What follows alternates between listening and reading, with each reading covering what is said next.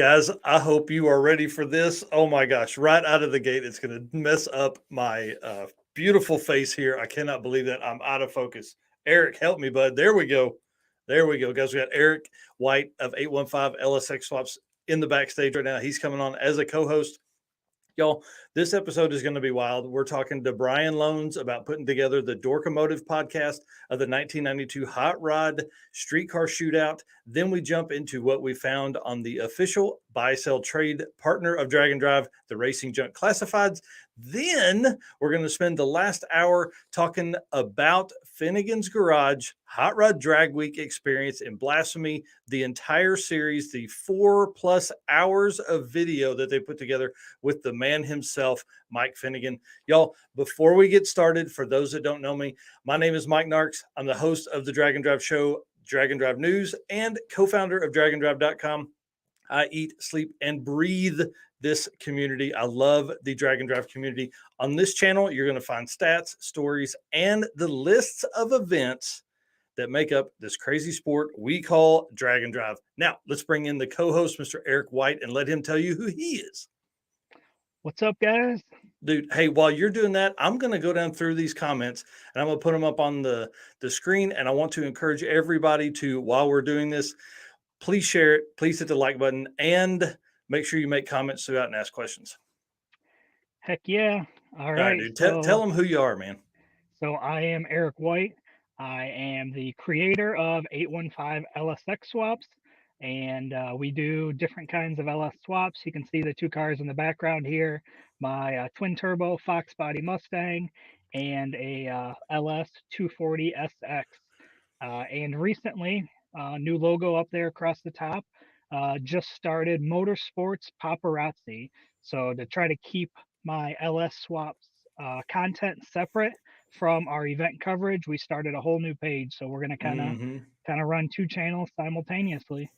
Dude, I'm so excited about that for you. One, because we know what that is going to bring. Your LSX swap stuff has been amazing. So we know that you being out and about, and that's going to help us on the Drag and Drive side because you're going to hit Six Summer for us while I'm doing Autocross Week. Dude, it's going to be nuts. 2023 is going to be absolutely crazy. All right, man, there's so many comments here. Why don't you run the comments on the bottom? I'll talk about what we're going to do in this show and get us going. All right. Sounds good. All right, guys. So I want to congratulate all of the 2022 Drag and Drive racers that have received their decals. I have put together a video, but I did not load it onto StreamYard here, so I apologize. Guys, thank you so much for tagging me in all the pictures. There are more than 85 people that have received their decals and posted on social media. I cannot thank you enough for doing that. That is a huge sigh of relief. We spend a lot of money to get those, and I spend a lot of time writing out envelopes. All that handwritten stuff is me, myself. All right. It's great to see that these are bringing joy to you guys. I really hope that I see a bunch of them at Sick Week, because I'll tell you right now, I'm going to be a goofy little kid when I see these things in the wild. I'm so excited about that.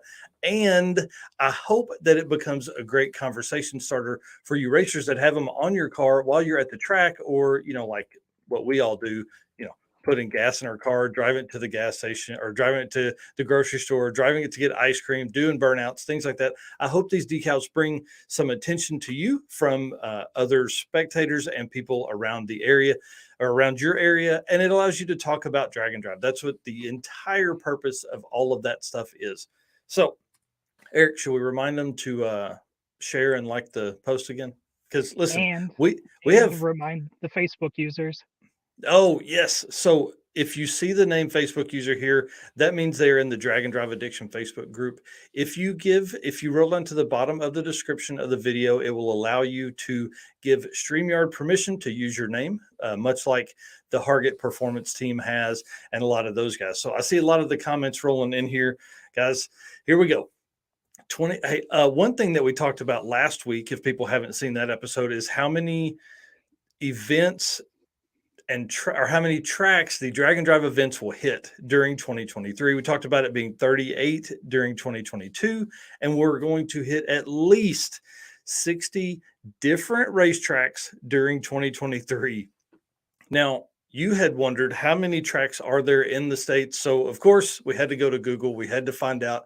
So, apparently, in my light Googling, Eric is definitely our archaeologist for Google, so Googleologist to find stuff. But I did find that there are more than 420, according to an article written last year by Dragzine, and that number is backed up again by Drag Illustrated. So, you think, I mean, we're still over, I would say, I think it was like 428 on one and 423 on another. So I think we probably got to be at least mid fours still open today, Fix your face. Dude, every time I look away from the camera, man, this is so funny. That's the next shirt that's coming out is fix your face, fix your face. All right. And then last week I was on the Monday Morning Racer Show. I cannot thank him enough for letting me come on there and talk about the drag and drive movement that is coming with Going Bracket Racing and American Hot Rod Entertainment. It was a great show. If you guys haven't seen it yet, Monday Morning Racer Between the Slicks episode from last week. I don't remember what the number is, but I did see Monday Morning Racer in the comments earlier. Maybe he'll give us a episode number there as well.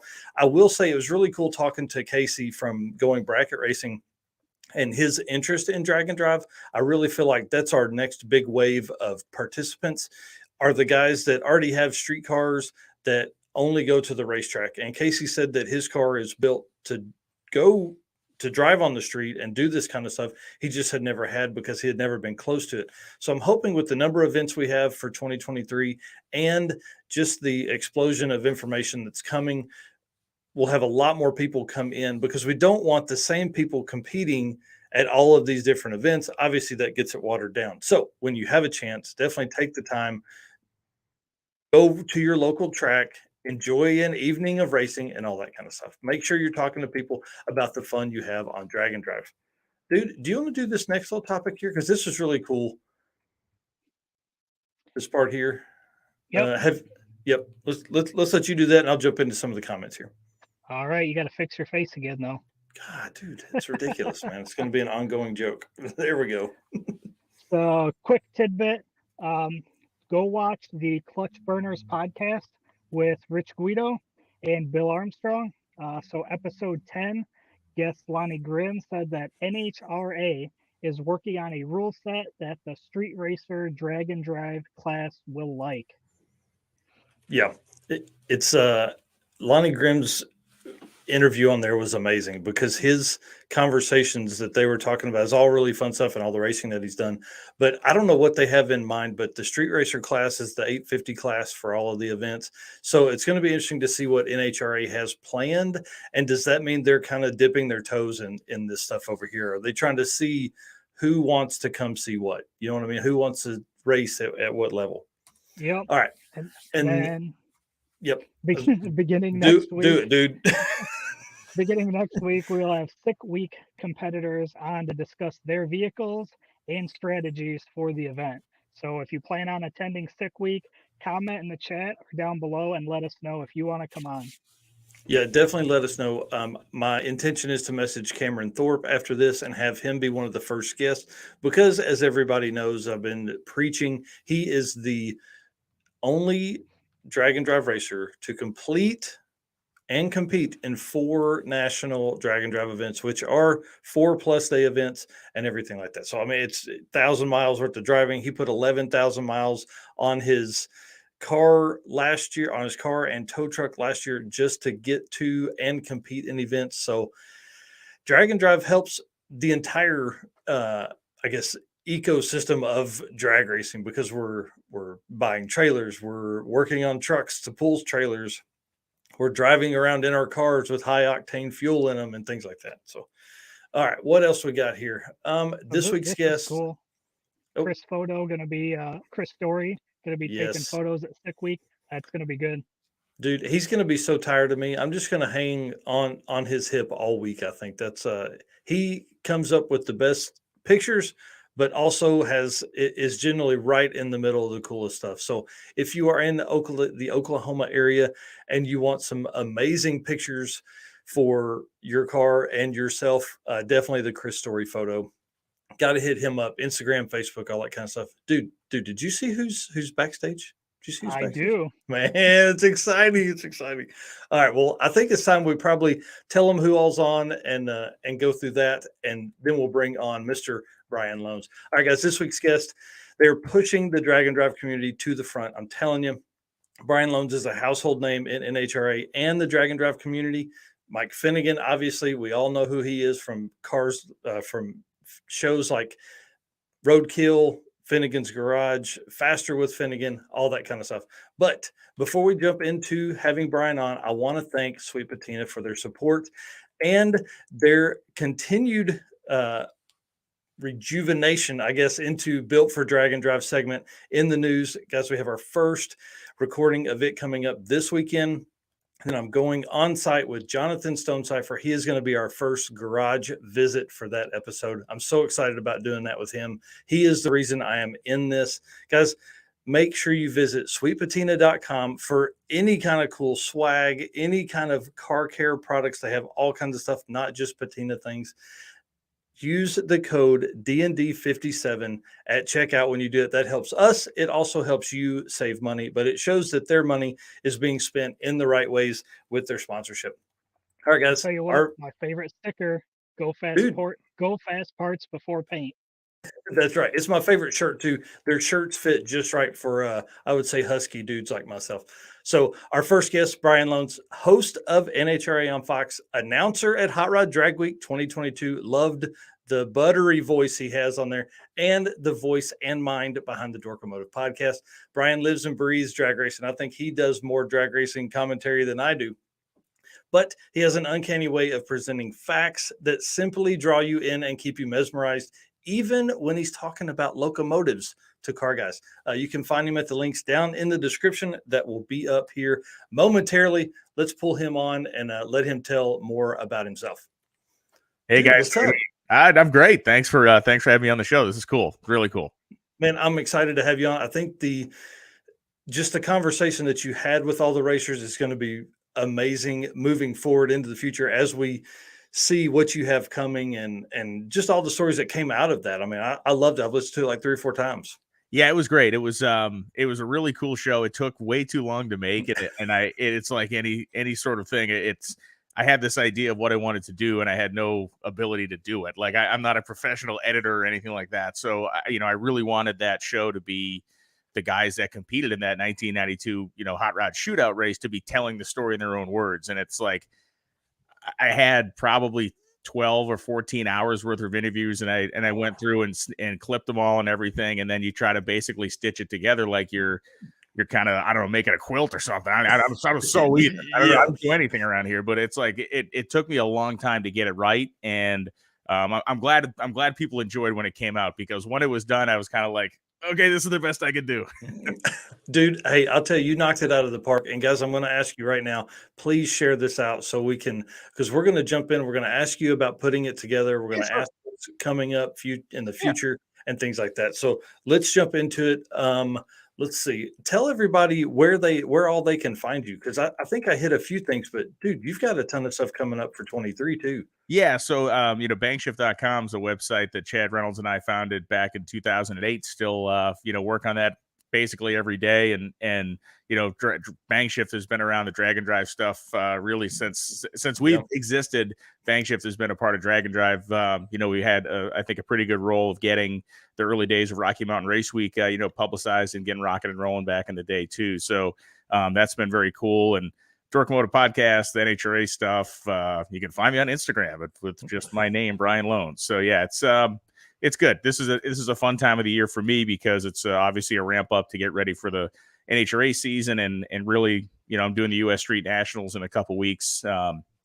Was supposed to be down at Donald's race this weekend, but he moved that race out. So a lot of guys still have their stuff taken apart. But yeah, I'm looking forward to 2023 for a multitude of reasons, and I'll be at Sick Week too in a couple of weeks. So it's going to be great. Yeah. I'm excited to see you there. Well, just a quick recap of Brian or Eric. Do you want to move through some of our topics from last week, and then I'll take over in the middle there? Yep. So we're going to do a quick recap of the podcast, real high level here. So that is 2 hours, 2+ hours, discussing the history of that 1992 Hot Rod Magazine Fastest Streetcar Shootout. there was 13 plus drivers that were interviewed. Plus, you got spectators and magazine editors in there. Topics included how the event was started, how the racers heard about the event. So it's definitely very cool and a very good listen. If you haven't listened to it, make sure you do. Yeah, I think one of the coolest things about it was, you're obviously tying it to drag and drive, and I think the Danny Scott story saves the day for Max Carter and then Ken Anderson. I think that was a really cool part there, just showing like those guys are in the pits, or telling you that those guys are in the pits fixing the car so they can compete against each other. And then, Ken had the heads off of the car replacing a set of rings. That's crazy. That's what I heard the third time I listened to it, that I didn't catch the first two. And then without Danny Scott, Max would not have won the race. And that's a fact. I mean, it's an absolute fact. And that is, what I think was neat is when you hear Roger Connolly, talking about, man, they had the rear end out of the thing. I mean, and it's stuff that, today in 2023 now, we think nothing of watching a guy. I remember back in the day, Todd Mashmeyer's story when he was out there, they basically tore the front end off of that Camaro one time, hitting this crazy. We went over a bridge on one of the things, and the car was so low, I think it was a cross member hit the bridge, and he ended up welding this thing kind of back together in a field or something on the side of the road. And so the stuff that happens today, you think, oh, well, a guy welded a rear end up in the pits, that's child's play. But back in 1992, it was just a different world. People back in the day would have just thrown the car in the trailer and gone home. But this whole mentality started to build from that point forward. And listen, Max Carter was spectacular as a guest on that show. Yes. And the amount of stuff I could have run, but would have had to just have a complete string of bleeping noises was unbelievable. But when he told that story about Bill Weckman and the alcohol Corvette, it's like, I have to put this in there. Yes, I have to put this in here. Yeah. Yeah, that was a great part. I think at that point, everybody surely got in behind that dude. We're going to do whatever they could so that guy was racing.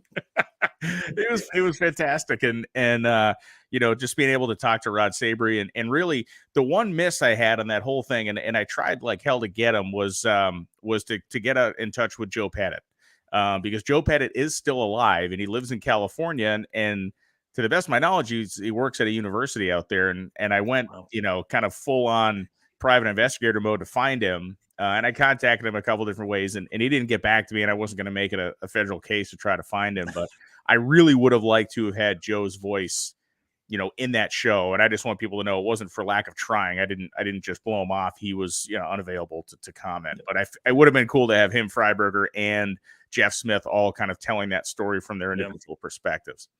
How cool, man. Well, there's some comments here. We got Capone, obviously Scott Brown saying maybe Brian will tell my piston swap story from 2014 in Tulsa. Yeah.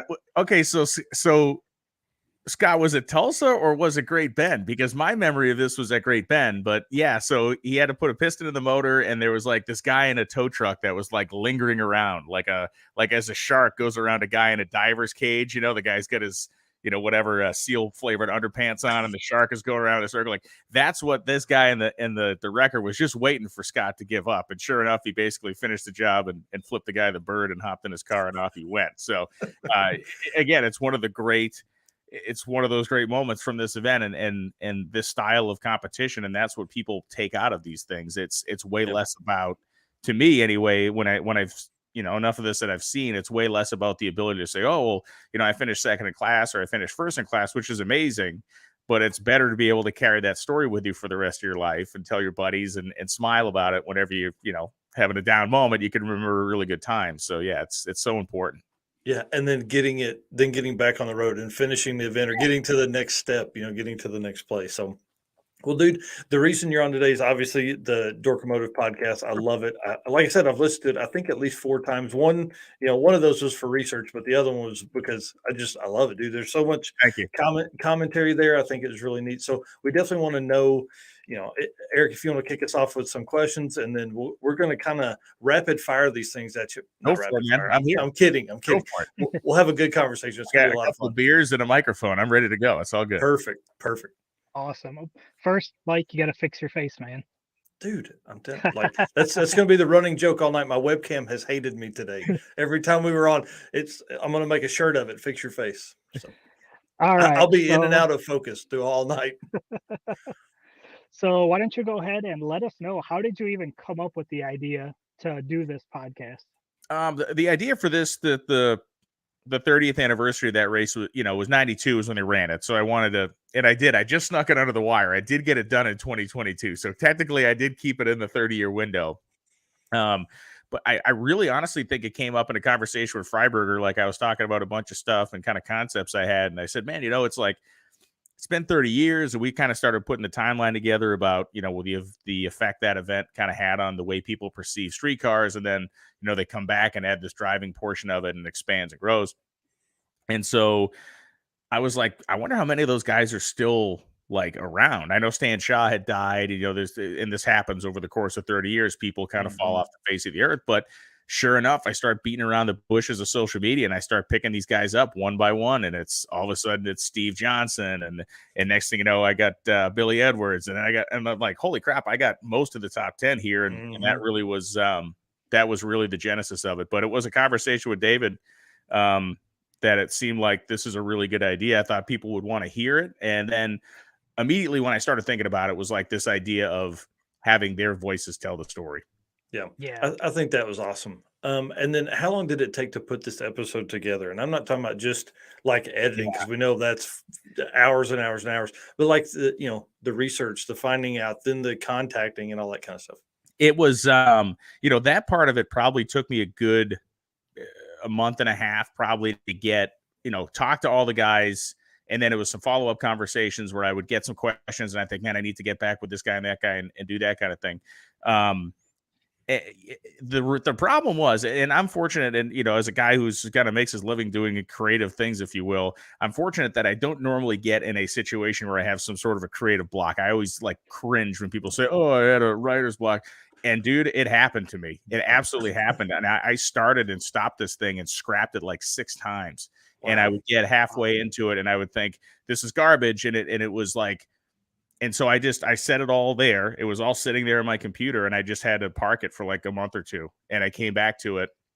And I'll go back to another conversation with David. I said, man, I'm sitting down. I was like, I got to do this. And he's not a man of inspirational speeches, but I can tell you, he said some things to me that got my ass in gear. And it really was one of those things. The finished product you heard when I started to make that show, I made that after all those months. I physically created the show in about 7 hours. I did it in like 1 7-hour stretch where I just said, screw this, I'm going to work whatever all the way through the night to get it done. But that was what it took. And so it sucks that it took me that long to do it, but it wouldn't be what it was if I didn't take the extra time. Right.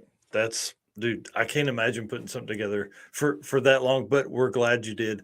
How many total people did you say you interviewed for this whole thing? I think it was about a dozen. It was about a dozen. And I think, I want to say it was like 12 or 13 that you heard on the show. Now there was probably a total of like 20 guys that I called and got, background information from here and there. And what's funny is the thing could have continued to expand and expand. And it's like, you're talking to some of these guys and they bring up somebody's name, like Kurt Urban's name came up. And it's like, oh, I got to call Kurt. Like, Kurt's a great guy. I got to get to. But then I had to put the brakes on because I'm going to call Kurt and then Kurt's going to tell me a story. I'm going to have to call this guy. And next thing you know, the show's never going to get made. So there is certainly way more, like any story you're telling, there's way more depth you can go into. But at some point, you got to just like stick to the program. And that's kind of what I tried to do.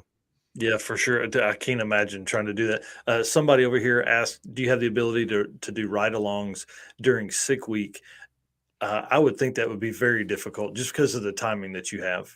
Yeah, I mean, it's typically, I historically have not gotten a lot of ride-alongs. I've been able to do a lot of ride-alongs only because, we have to be there till the last cars run down and stuff like that. But also, it is more of a, I don't know, it's more advantageous for guys like me and Freiberger that are going to call the race to be driving on the road and stopping and seeing people. Mm-hmm. It's like if I'm doing a ride along with a guy, which I'm sure would be really fun, and this dude's like, hey man, like if I don't run this car at 65 or 70 mile an hour, it's going to boil over. We need to get going. And we're blowing past 6 or 7 great stories of guys that get their cars yard sale that I should be telling the audience about tomorrow.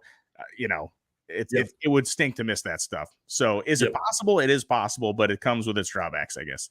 Well, and that's so I've got a rental van for Sick Week for that reason because I'm like I rode with a racer in Midwest Drags and was slash pit announcing. And so as you run through, and you're like, man, okay, we're on the side of the road. We're fixing our own stuff, Yeah. dude. We got to go, man. Right, We like gotta I go. gotta get to work here. Yeah. Yeah. We got to do stuff. We don't want to be here at 2 a.m. me working on this car. You know what I mean? So yeah, it's a balance, man. It's an interesting balance, and it's people always ask David, like, are you ever going to race at Drag Week? And I think in my heart of hearts he will at some point someday, but he always says, I have more fun announcing it, this and that. But I think eventually he'll do it. But we talk about all the time, it's like if we didn't kind of do our separate thing and stop, we would be missing all these great stories. Yeah, for sure. And that's what you get for the next day. Eric, what do you got next there, bud? So how hard was it to gather information for an event that happened 30 years ago? Believe it or not, it's not that hard because the event was covered by Hot Rod Magazine. That provided a great framework. I got a huge collection of vintage magazines here at the house. I use it for a lot of historical research. So I had their magazine coverage. I had the NMCA magazine from that time that had a little kind of stuff in there, and so that really was. Those stories really provided about an outline, right? And the other thing I wanted to make the show about was less about what happened, round by round eliminations and more that overarching event feel. Did you understand how big this was at the time? And so that's why I didn't go into a lot of the like minutia of like, oh, this guy ran 890. I used some of the audio from the VHS tape that was released at that point to kind of tell that part of the story. With Bill Stevens as the announcer, who was also an NHRA, lead announcer over the course of his career. But so to me, it wasn't that difficult to find the information. And once I got these guys talking, I mean, that was it. Yeah, you're like, okay, I gotta go. I gotta go. Got these 5 questions. Yeah, us car guys can talk a long time. Well, we're not scared. Though. Only about cars. In my history as a drag racing announcer, a lot of times you walk up to a guy and if they get their eyes like get all big, what do you want to talk about? It's like, I'm not here to talk about gun control or abortion. I'm here to talk to you about your race car and drag racing, which I think are two things you enjoy. So I think this has got to be pretty easy, and that tends to loosen guys up. Yeah, that's right. So you said the racers have kept racing from then on. Are there any that have competed in drag and drive events? The only name I found was Jeff Dean was the only name between then and that. That was on 2016. A lot of the guys have attended at their local track when a drag and drive event, whether it's Drag Week or whatever, has come through town. But really, Jeff Dean's about the only guy that's gone out there and actually competed. Dave Lemon builds race cars and he's built stuff that has competed on the drag and drive level. So he has that kind of level of interest to it. Obviously Mike Moran has, built a bunch of motors and stuff that have gone out and done stuff over the course of time. But most of them are still racing or involved in racing to some way, but not many of them have done the drag and drive stuff as a competitor. Wow. That's pretty interesting. But at the same time, those guys still go very fast, and they drove their 20 miles or towed their 20 miles for that event. Yeah, and you got to think of it. I mean, it would be 12 years before drag and drive, as it was known, was actually created, right? So think of your span of your own life. Like you look back at your own life 12 years ago, what you were doing. You're not doing what you're doing 12 years ago. At least most of us are, So I think if you're, especially guys that are racers, and in that very specific style of racing that just evolved so fast. You heard Ken Anderson, I think, was probably one of the most, and Billy Edwards too, were two of the most vocal of the, like, this kind of sucks now. And they don't like where it's at. And listen, I respect their opinion, because to me, I respect any racer's opinion because they've done it and I haven't. I may not agree with it, but I respect what they have to say. And so I think a lot of it is a little bit of that kind of resentment too of, this thing's gone to a place where it never should have gone in terms of how wild the cars are or whatnot. But it was cool. It was cool to talk to those guys and just to understand kind of where their head was at. That's awesome. And then real quick, Darcy, I see 102 people on right now. So, I mean, that's a big number for us. So we appreciate it, Brian. That's great. I'm glad you guys have me. Does anybody still have their car that they had or that they raced in 92 that you know of? Yes. And so there is so much spare audio from this show. It will not be in the next 2 weeks, but I'm going to release some addendums and some follow-ups to this show. And so I know who has their jackets still from that first race. I know who has their cars still from that first race. And there's a lot of great stories around that. And again, all the stuff in my mind of including it in the main show, but I would have now had a 4.5 hour something show. And at some point it becomes unmanageable. So I figured these could be some postscript chapters, but yes, you will be hearing about who still has their cars. You will be hearing about who still has their jackets. So That's awesome. you led right into my next question, which is Okay. perfect. So you mentioned having that additional unused footage. Was that just additional topics or just extra questions that didn't get discussed or just overall conversation in general? It's some of all of it, really. I mean, so the way I tried to make this somewhat organized on my own behalf was I created a list of questions that I asked every single person the same list of questions. And so that allowed me, when I started to build the show, I had some sort of a linear kind of timeline of, I could pull these answers out and kind of build along this line. And of course, over the course of any interview or conversation, you're going to have these cool sidebars and sidetracks. So some of the stuff you heard in that show was not anything I asked about. It just would come up in conversation. Mike Moran telling the story about the fake shifter that had been in the car for years. And Kurt Irvin's like, dude, this thing's going to clutchless 5-speed in it. Why do you even have that automatic shifter there? It's a great story. It's like, I've known you for 5 years and you've been jerking my chain the whole time. It's great. So yeah, the runoff, if you will, the extra stuff just simply came from people that gave, and a lot of the times the stuff you heard too is I would use a portion of a guy's answer. I didn't necessarily use their entire answer. So, there's some more behind the scenes stories I can tell. Rod Sabry's got a great one about stealing a street sign and making an air pan out of it, which I actually think I included that one, but it's a great story. That's awesome. So I kind of think I have an idea on the answer for this, but what was the overall feedback of the people you interviewed? Did they enjoy bringing up this event and having those conversations all over again? They did. It was two elements. The feedback, the conversations, most of them really enjoyed. The other element was none of them really knew what a podcast was. And so like Max Carter, up until the release of the show, was like, dude, when are you gonna publish this story? I was like, well, it's Max, it's an audio thing. He's like, well, you're writing it down. I'm like, unless you listen to it and write it down, no one's writing it down, Max. It's your voice. And Max is like, oh man. It was like, well, yeah, I told you this from the beginning. Some guys just didn't kind of get it. But yeah, it was they loved to kind of relive those stories. And I thought it was important to include some of the guys like Billy Edwards that were like, I'm never doing this again. Like, you guys screwed me over. And I because that's honest. It's dishonest to think that every single person left there going, yay, like this was the greatest day of my life. No, guys left and they were pissed off and they were sad and they were mad that they lost and they were annoyed. And that all needs to be part of the story, because otherwise we're just doing a rah-rah thing, which is not cool. But every one of those guys, when I hung up the phone, was happy to have thought about the race and happy to have thought about that time in their lives, which I thought was really fun. Yeah. Well, what's next up? Like, when are we gonna get a 2005 Drag Week story about this? Is this future stuff to come? So I can tell you that, yeah. I mean, and again, I always try to vary the topics up, so I will move to some other stuff and kind of rotate the universe back around again. But having been personally on that 2005 Drag Week, that is definitely one that before 2025, that one will get made. I'm not doing the whole 30-year or whatever 20-year thing again. But yeah, to me, the 2005 Drag Week experience needs to be shared, especially in this modern context of what drag and drive racing has become. The amount of guys that showed up to that thing just by themselves blew me away. It blows me away in the context of today. Like, dudes were just there with their car because their wife had no interest in driving that smelly loud thing around all week. What are you, crazy? You're going to break down anyway. I don't want any part of that. So, it's a different, and I'm not saying it's better or worse. I'm just saying back then it's the old adage of you don't know what you don't know. And there was no right way to do this back then.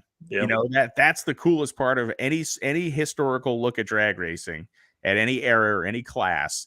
The coolest time frame in that era or class is when nobody really knows how to do it right yet, and everybody's just trying things. And you know, it was funny. I was talking to a guy. Obviously, Ken Block passed away, which was very sad a week or so ago. And I was talking to a guy, and I said, I've ridden in two cars in my life that I will never ever forget. And one was I got to take a ride with Ken Block in a rally car, which was unbelievable. But the other one was at Drag Week in 2005. I got to ride around with Larry Larson. It rained, Wow. and that was when he had the pink Nova with the Lenko in it and the big blower on it. And it rained on Friday. And so he wanted to get a set of spark plugs, and I had struck up a friendship with Larry over the course of the week. I was there as a reporter for Competition Plus, and he was like, "You want to go for a ride to the parts store?" I was like, "Hell yeah, I do." I mean, this is the craziest freaking thing I'd ever seen in my life. And off we went, and going down the highway, and we made a pull that was like triple the speed limit at one point, and it was just the most insane freaking thing in the world. And that's still what this is all about today, which I think is the coolest part. Yeah, it's interesting to go back and look at all of the times and things like that about, because we have all the Billy Gebhardt stuff. So like go back and look at, 850 car won that whole event. Yeah. And then that dude never competed again. Like you win the first one, you're like, nope, not coming back. That's the kind of stories I think that would be really neat to. Oh yeah. And listen, Carl was in Bowling Green. He melted the pistons out of that thing, and they sent a guy off to, somewhere into God's country to go get him a set of pistons. And again, this was something that just didn't happen in 2005. Like we all left, we were going to National Trail the next day, and it was like, well, sorry for your luck, pal, but I'll see you never. And the neatest part of that, again, every part of that race was neat. Every part of that week was neat, but he got there just before the cutoff in the morning, and the very small number of people that were there, which I think there was about 40 cars or so in that first one, he pulls in and everybody freaked out, like in a great way. Everybody is in this little group of people in this drag strip where there's no spectators. Yeah. Like that's the other thing. The other crazy thing about that week that you have to think about is that there were 40 cars going into these drag strips and nobody else. Yeah. Because it was a morning format then too, right? Yeah, but it was also something no one ever heard of before. Yeah. It was a one-way trip. Everybody forgets that part. It was a one-way trip. We started in Kansas City and ended in Minnesota, or rather in Michigan, and you just had to figure out how to get your stuff home from there. Man. Oh, wow. I think that's the next. I think we need that to come back. I think one-way trip, like a streetcar only, no trailers, baby. Like Route 66, drive Route 66, or some portion of it. Yeah, right. Yeah. But that was a funny thing. Like the event got over, and a bunch of us were actually, I didn't even get to stay to the end because we got delayed that morning. I had to fly out of Grand Rapids that night because I think I had something to do it to get home for. But those guys then looked at each other and went, I guess we're all driving back to Kansas City now, and off they went. Yeah. Yep. How cool. And then Red Hat Scotty, you're saying he was at Kansas City in 2005. That's pretty neat, man. So Red Hat, if you were there, you remember Justin Burcham in the Mustang blowing a literal 360-degree donut. He launches the car off the starting line, like grabs second gear, and this thing spins 360 degrees around the middle of the racetrack. He drives it back up, pulls it back around again, stages it, and then makes a run. How cool, man. Yeah. That's so fun. That is so fun. What else we got here, Eric, for me? What do we got? Ask about the next episode related to drag and drive stuff. And then Destroyer had a question here too in the chats. I don't know if you saw that one. It was Brian, will you build your own car? Oh man, so over the years, I am into large, old, slow trucks. I have owned a 1968 C50 Wrecker. I've had a 65 2-ton truck with a pickup truck bed on it with a 292 inline six and a 4-speed. I currently have a 1940s 8-end tractor that I'm working on. I got a little, basically a stock displacement flathead that I'm going to put in it. So I don't know. I listen. I love drag racing. I drag raced with my dad for 5 years. I went bracket racing with him from when I was 16 to when I was in my early 20s. I do not have the skill to build a fast drag race car. I don't have this. If I could build a street car that would simply make the driving portion of a Rocky Mountain Race Week, I would be the happiest guy in the world. I do not have the acumen to build a competitive fast drag and drive car. So the answer is probably not, but I will revel in watching everybody that has done it in racing. So here you go, Mike. Tell them what's the class to go in. It doesn't have to be fast, right? Yeah, I mean, dude, it doesn't matter what it is. Just get out there and do it. Do it.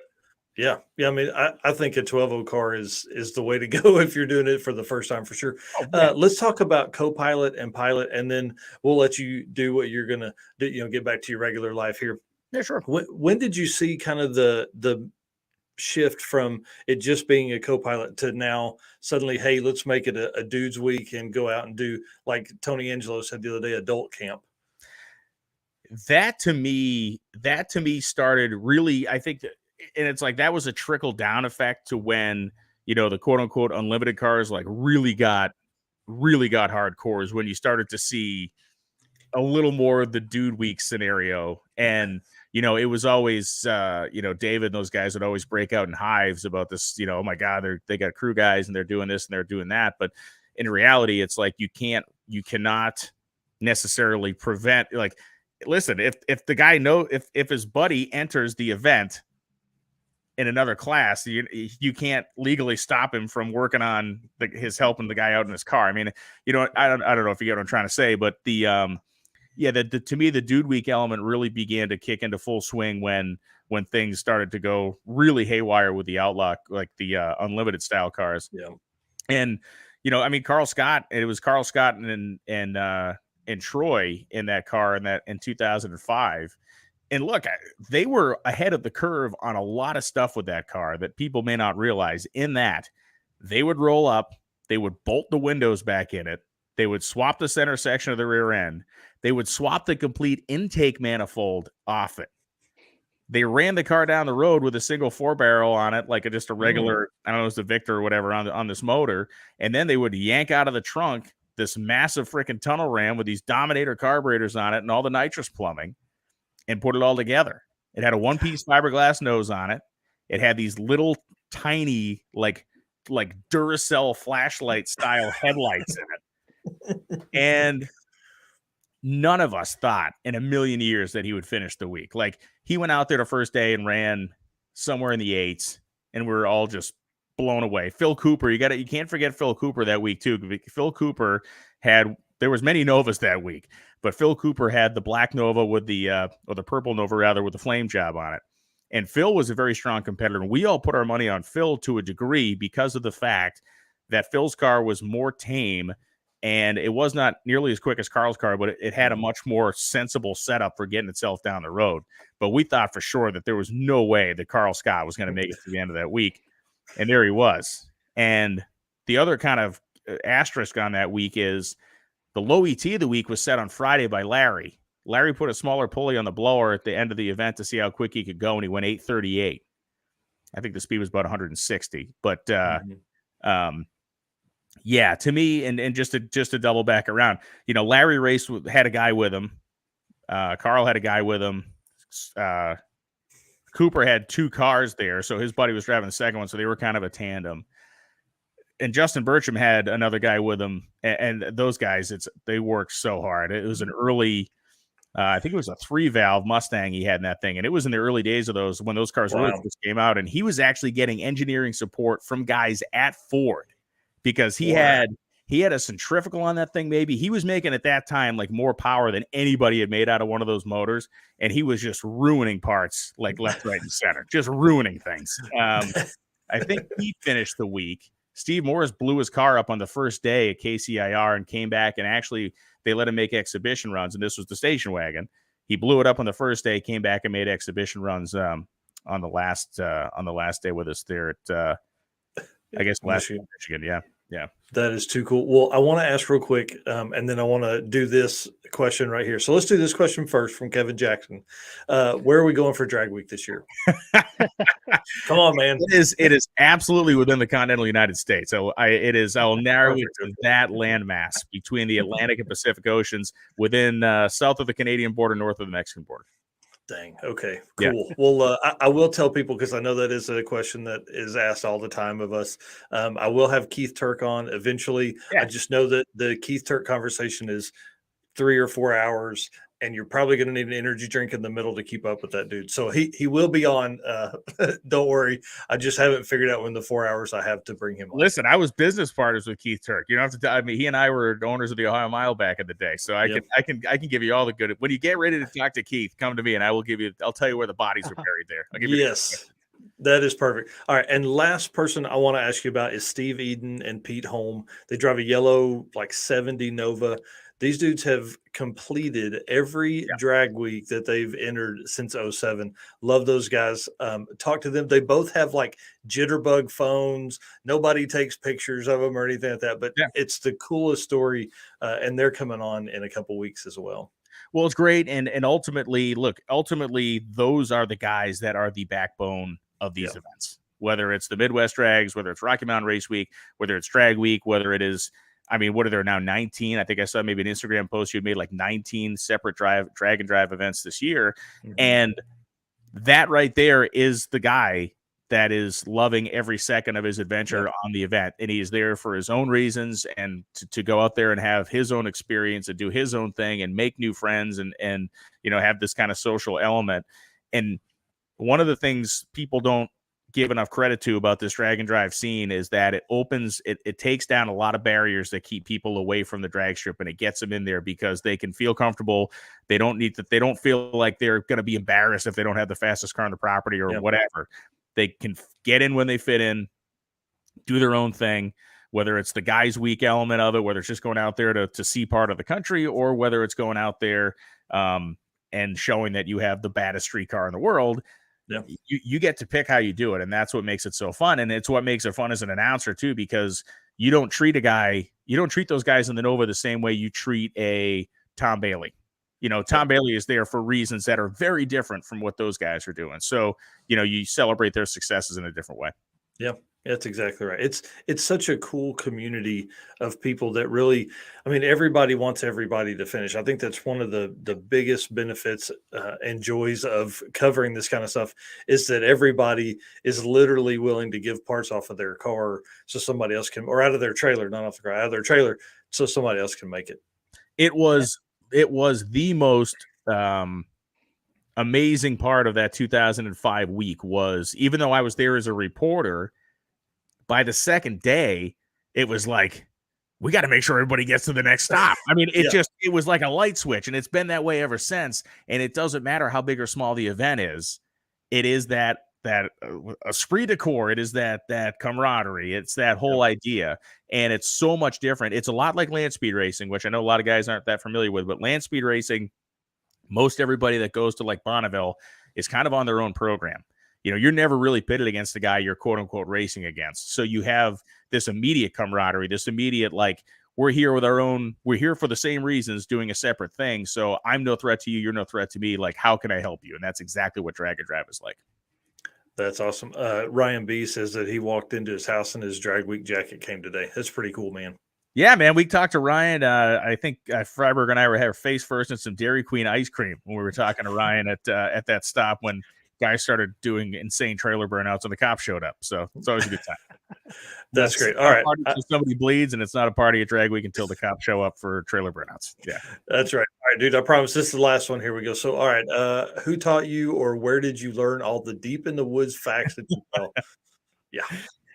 I always joke with people that I didn't, date a lot in high school. So I spent a lot of time reading drag racing magazines and stuff. Now, look, I'm fortunate in that I'm a very curious guy, and I try to learn as much stuff as I can. And, I get an entry list for drag week a couple of weeks before the event, and I start pouring through it. And whether it's makes, models, and years of cars or stuff like that, it is definitely, it's definitely the fun part of the job is preparing to have that stuff kind of in your back pocket.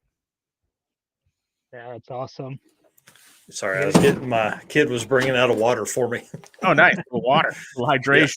Yeah, man, I was going to do some beers, but she won't bring me a beer. So I can recommend Smithwick's Red Ale. It's very tasty. That's an unpaid endorsement. That's awesome. Well, hey, send them your way. It's kind of like Yingling with Lyle Barnett. Can we get this dude some beer, please? I'm just going to buy it to give it to him to shut him up. I'm enough, Lyle. Enough. I think that's the plan. He's like, hey, somebody's going to send me some Yingling. Hey, dude, I want to say thank you for coming on. I hope this won't be your last time to come on. Obviously, this long format stuff I love because it allows you to tell in-depth stories and things like that. We obviously do a weekly show that's like 30 minutes. It's like hard-hitting stuff. So as I dig deeper in the Built for Drag and Drive segment this year, sponsored by Sweet Patina, I'll probably reach out with some questions for some of the racers that have built cars or builders that stuff like that, Yeah. your brain is so full of the Rolodex of drag and drive, Yeah, sure, man. drag week knowledge. It really helps. I think that's what we're going to see this next year is the growth of the sport from a standpoint of like getting some respect from all the magazines. And, Wes Buck has talked about drag and drive now in every episode for the last 6. So I think we're finally starting to see some traction come from it, so that's always a plus. That really is, and I think it's a great scene. I think it's a great element to the sport and the industry. And the one last thing I'll leave you with is a lot of people are like, "Oh man, it's like you're an NHRA guy, and they let you do this and that." It's like if you don't have drag strips that make enough money to stay open, you don't have a sport.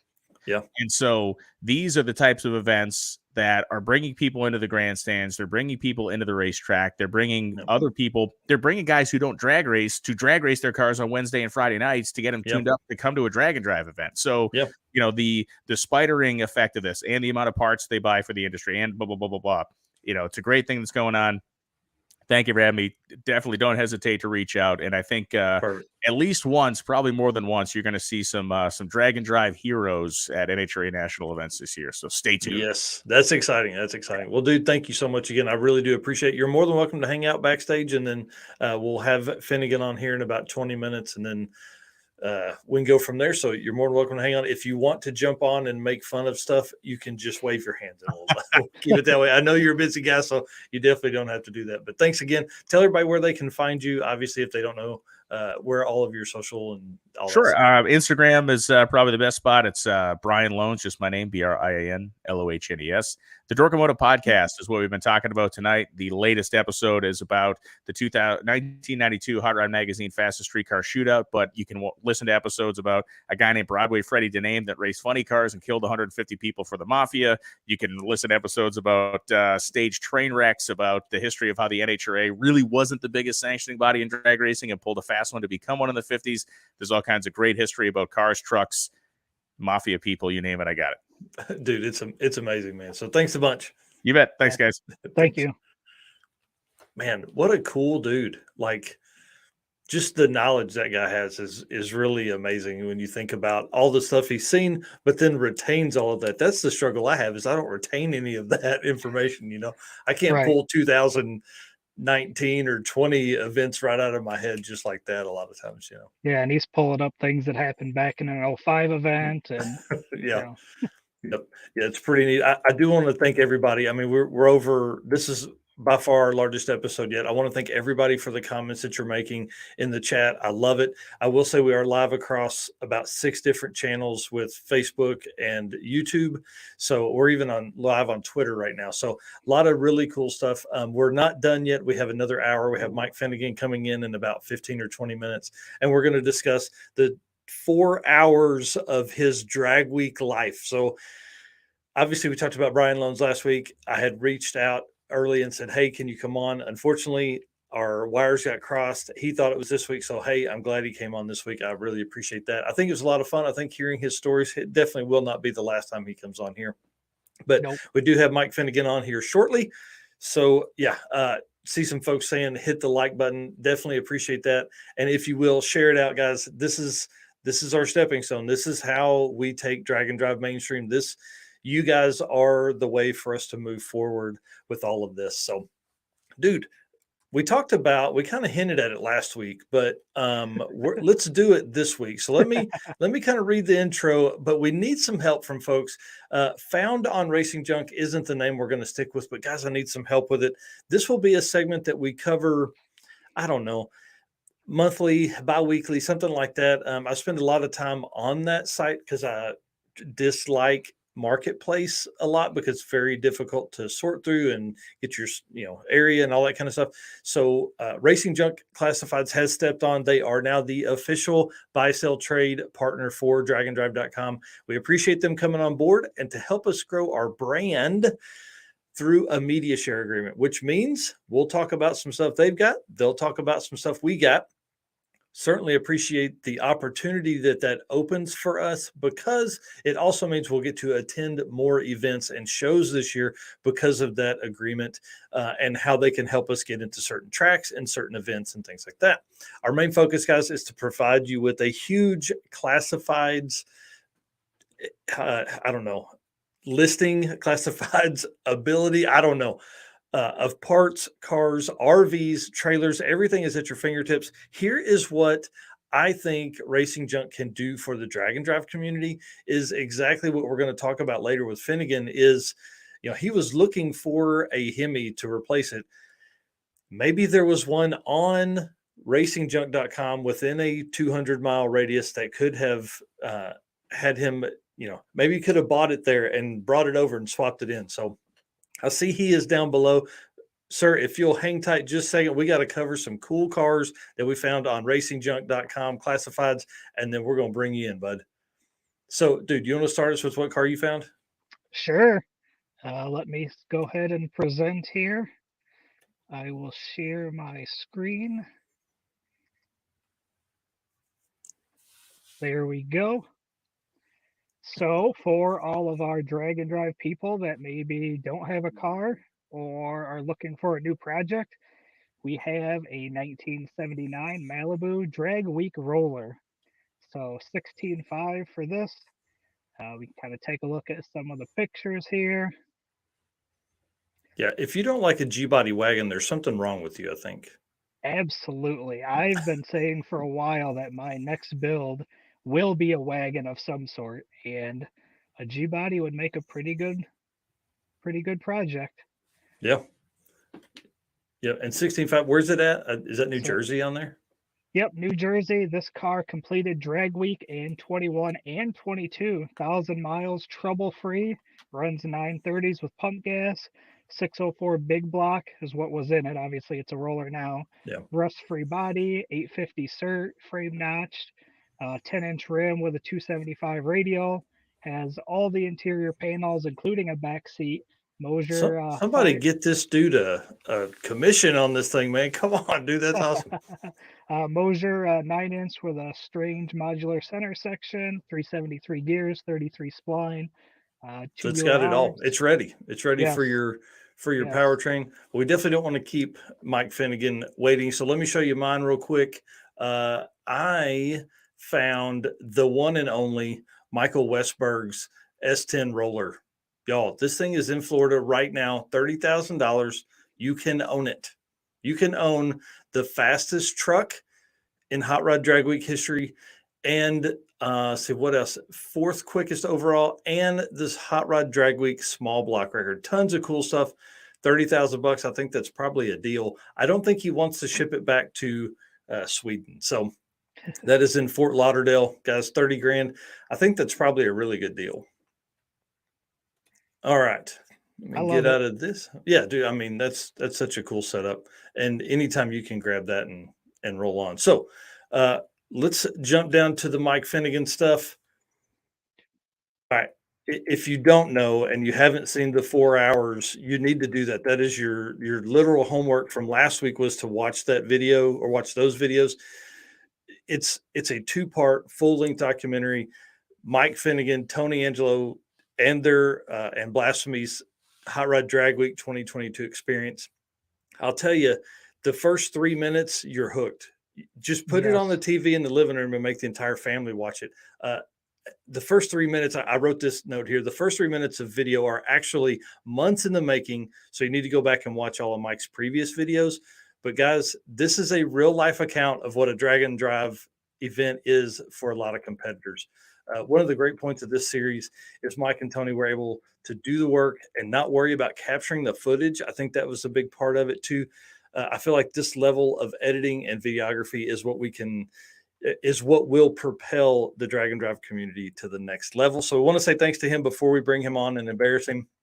But there were a few really neat parts. So I want to let him introduce himself, and then let's jump right into kind of our favorite parts, in the section there, and just go from there, man. All right, dude, how are you? Hey, I'm doing good. How are you? Man, I'm excited. I think this is going to be a lot of fun. We had Brian Lohnes on. It was crazy. He was talking all kinds of drag week stuff and drag and drive history. And then you're Mr. Drag and Drive history as well. You got a ton of that stuff. You've been on them. You've competed in them.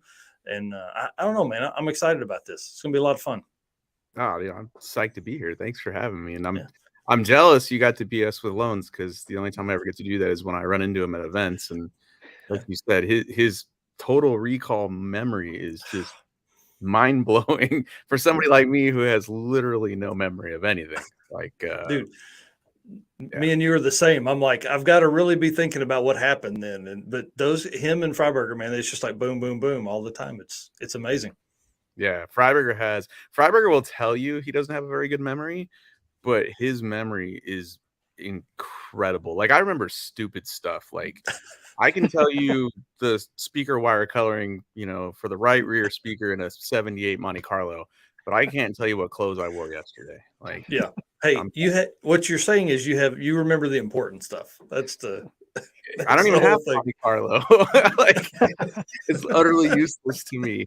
And I don't have a plan to get a Monte Carlo, but I know some of the answers. But if you needed the speaker wire, you could do it for a concourse restoration of the 78 Monte Carlo. Yeah.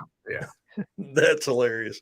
Well, I think one of my I said it in the intro there. I think this video series was really one of the coolest things that we've seen come out of all of the drag and drive coverage, because a lot of times it's more of a vlog style. I feel like this was really shot from a documentary feel. It had a lot of that, they were capturing you guys in the moment.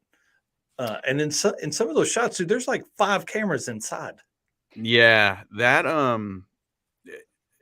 is not me at all. Other than I had the forethought to bring my friends with me, who coincidentally are the same people that film Roadkill and Faster with Finnegan for Motor Trend. And so we know each other really well, and they've been on Drag Week, they've been on Rocky Mountain Race Week with me, and so they knew what they were getting themselves into when they came to Drag Week. And so they knew. I told them, I'm like, it's either going to go really well or we're not sleeping. And they pretty much didn't shut the cameras off, which is the worst case scenario for whoever's editing it, which by the way was Chris Reed, one of the guys who filmed it. And good luck to that dude. Yeah, we went there with the goal of, all right, we're going to do a daily vlog and just update everyone on our progress throughout the event. And we almost pulled that off. We almost had a video every day during Drag Week. But the problem was, when it went sideways, we didn't get really to sleep. And so there was no time to edit and upload a video every day. I think we did 3 or 4 during Drag Week. The rest of the time was, holy crap, fix the car, And so when we were all done, we had like, I don't know, 20 or 30 hours of footage. And poor Chris had to go home. And when it was all done, I was like, this would be a pretty good movie or something. Let's just do something better with it than the 15-minute clips we put up during Drag Week. And so Chris spent, let's see, that was September, and we dropped it Christmas Eve. So October, November, he spent like 3 months editing it. Yeah. While doing all his other jobs, Yeah. So. I can't imagine. It was really good. And we've got some questions around it. Obviously, Eric made a comment here, said at the minute 14 at part 1 at time 14:28. So a lot of people ask me for advice on how to be successful at a drag and drive event, and I'm really good at giving it, and I just can't seem to follow it. Yeah. Dude. Yeah. I tell you, here's the hardest part about drag and drive that people that are on the outside world don't understand. You're literally trying to build your car to go the fastest it possibly can. You don't have time to maybe get it together and running and spend 2 weeks or 3 months driving it. So, well, yeah, I think you have to be retired and independently wealthy to actually be fully prepared for Drag Week, because my life is not any different than anyone else that goes to Drag Week. I was working until Drag Week started, and believe it or not, my job is not to go test blasphemy. It's just not.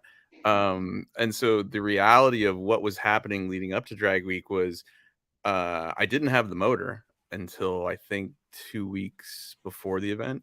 And Wow. that was nobody's fault. It was just we couldn't get parts. Like I had already committed to bringing the video crew, and so we were going. We were just like, as long as we get the motor, we will go. And but the problem was I got the motor, threw it in the car, drove the car around the block, and then I left town to go film Roadkill. And so we filmed an episode of Roadkill where we road tripped David Freiberger's Gremlin to Drag Week. And then and then what I thought happened was we got to Drag Week and that car went on a transporter back to California where he lives. That's what I thought. And so while I'm filming Roadkill, David Newbern, who worked for me at the time, took my car and a group of Aussies to Mooresville to chassis dyno it. And so I'm getting random texts during the Roadkill shoot about the car being on the dyno, and nothing's going right. So those guys aren't sleeping. Like we're talking about, Steve-O, Harry Haig, that whole crew is there, not only working on their car, but apparently they're also working on my car because nothing's going right on the dyno. And so they chassis dyno it, and it makes pretty good power. And then they load up, go all the way back to Atlanta from Mooresville, North Carolina, to pack the Drag Week trailer. And I'm not there for that either. And then they bonsai up to Illinois. And so when they arrive, I've not packed the trailer with anything. And I wasn't there for the dyno session. And basically, when we got there and turned the cameras on was when I saw my car. Nice. And a lot of people are like, what are you doing? Why are you not tested? And I'm like, what? Yeah, I haven't driven the car in 2 years. I want to drive the car. Yeah. It's either sit on the couch and wonder what could have happened, or just, do what you can and try and have as much fun as you can. And so that's how you end up with, at one point I'm saying the binder for all my paperwork is gone. Yeah. Well, when I last saw the car, the binder was in it. But during the mad thrash to dyno the car and transport the car and do whatever, somebody took the binder out of the car and shoved it in my tow rig in a spot that I just never saw. That was one of my questions. Did you ever find the binder? Yeah. We found the binder after registration. Yeah. And when we had to put the truck in impound, that's when we found the binder. Nice. So, it's just stuff like that. We got new wheels for the car that looked really cool. Had no idea they weren't round. Like I said, when it was on the chassis dyno, I got a text saying, hey, the car's shaking on the dyno real bad. The quarter panels are shaking. And I'm like, yeah, it's always kind of done that. I wouldn't worry about it. But I didn't know how bad, And right. So when I saw the car at Drag Week, we took the wheels off, took them over to Mickey Thompson, and they just wouldn't balance. We took them they had a static bubble level, and the wheels wouldn't balance. Took them to a tire shop. They didn't want to balance. So now we're, oh my God, we need wheels, And with the A gas class, you can't just go out and run a brand new set of billet wheels. Yeah. Got to be period correct. And I'm lucky that Mike Cotton, my co-host on Faster with Finnegan, lives not too far from the track and had my old wheels. And so I'm rambling at this point, but this is everything that was going on on registration day. We made a car, it hasn't gone out on the track, and everything's gone wrong, It was pretty wild, dude. I'll tell you, let's jump into some of those questions, because the story that comes along from this 4 hours of video is really, I think, should be inspiring to people to do this, but also it probably scares a bunch of people. Well, I hope that those people, there was a moment in there where I said, a few slightly wise words, which is, go test your car before the event. Find out that your alternator sucks and that your fuel pumps boil the fuel and that, the cooling system is not up to par and you've got voltage issues. Find out all of that before you arrive, but beyond that, just show up, because the only way to know is to go do it, and even after you've done it, like this is my fourth Drag Week, I think, in the same car. And I'm still learning things about this car, that you don't know until you get there. Well, and you keep making upgrades. That's always the struggle. I want to make this last little bit of upgrade, or sadly you break it at one. Then you're so busy it's hard to get back on it and spend the money for the parts because you have other projects. So it's like, how do you get back to that? Well, Eric, you want to kick us off with some of the questions and stuff here? Yeah, sure. So we kind of talked about this one a little bit already, but were you planning on creating a movie when you went, or were you just gonna film kind of some daily stuff and then ended up putting a movie together later? And how did the idea of that movie even come about? No, my goal was to make content for the YouTube channel every day to try to break even on going to Drag Week because it's really expensive. And so I thought, well, if we could put up a video every day, you know, and survive and finish, because finishing is always the goal for me, then, you know, awesome. And when it all went sideways, you know, there was a moment on day one where the car's busted and I have an entire video crew sitting here. And I'm just sitting there going, oh God, what have I gotten myself into here? You know? And so no, the goal was never to make a movie. It just, when it was all said and done, we had so much footage, and Chris is a phenomenal editor. Like I used to edit everything on my YouTube channel, and I've turned the reins over to him, because when you get something like this and that much footage, I don't have the patience to watch it all. Yeah. Plus, I was there. I don't even want to watch it. And so he went through it all, and the amount of stuff that got cut out to get it down to, I think the first episode was a little over 2 hours and the second one was like 2.5. The amount of stuff we cut out just to get it down to where it was palatable, I never would have set out to do that, because honestly, I didn't think anyone was going to watch something that long on YouTube. Yeah. I really didn't. And when the episodes went live, especially the first one, because it was Christmas Eve, nobody watched it, you know. Like, that episode bombed. I was watching the analytics live the first day, and I was like, yep, I'm losing my ass on this one.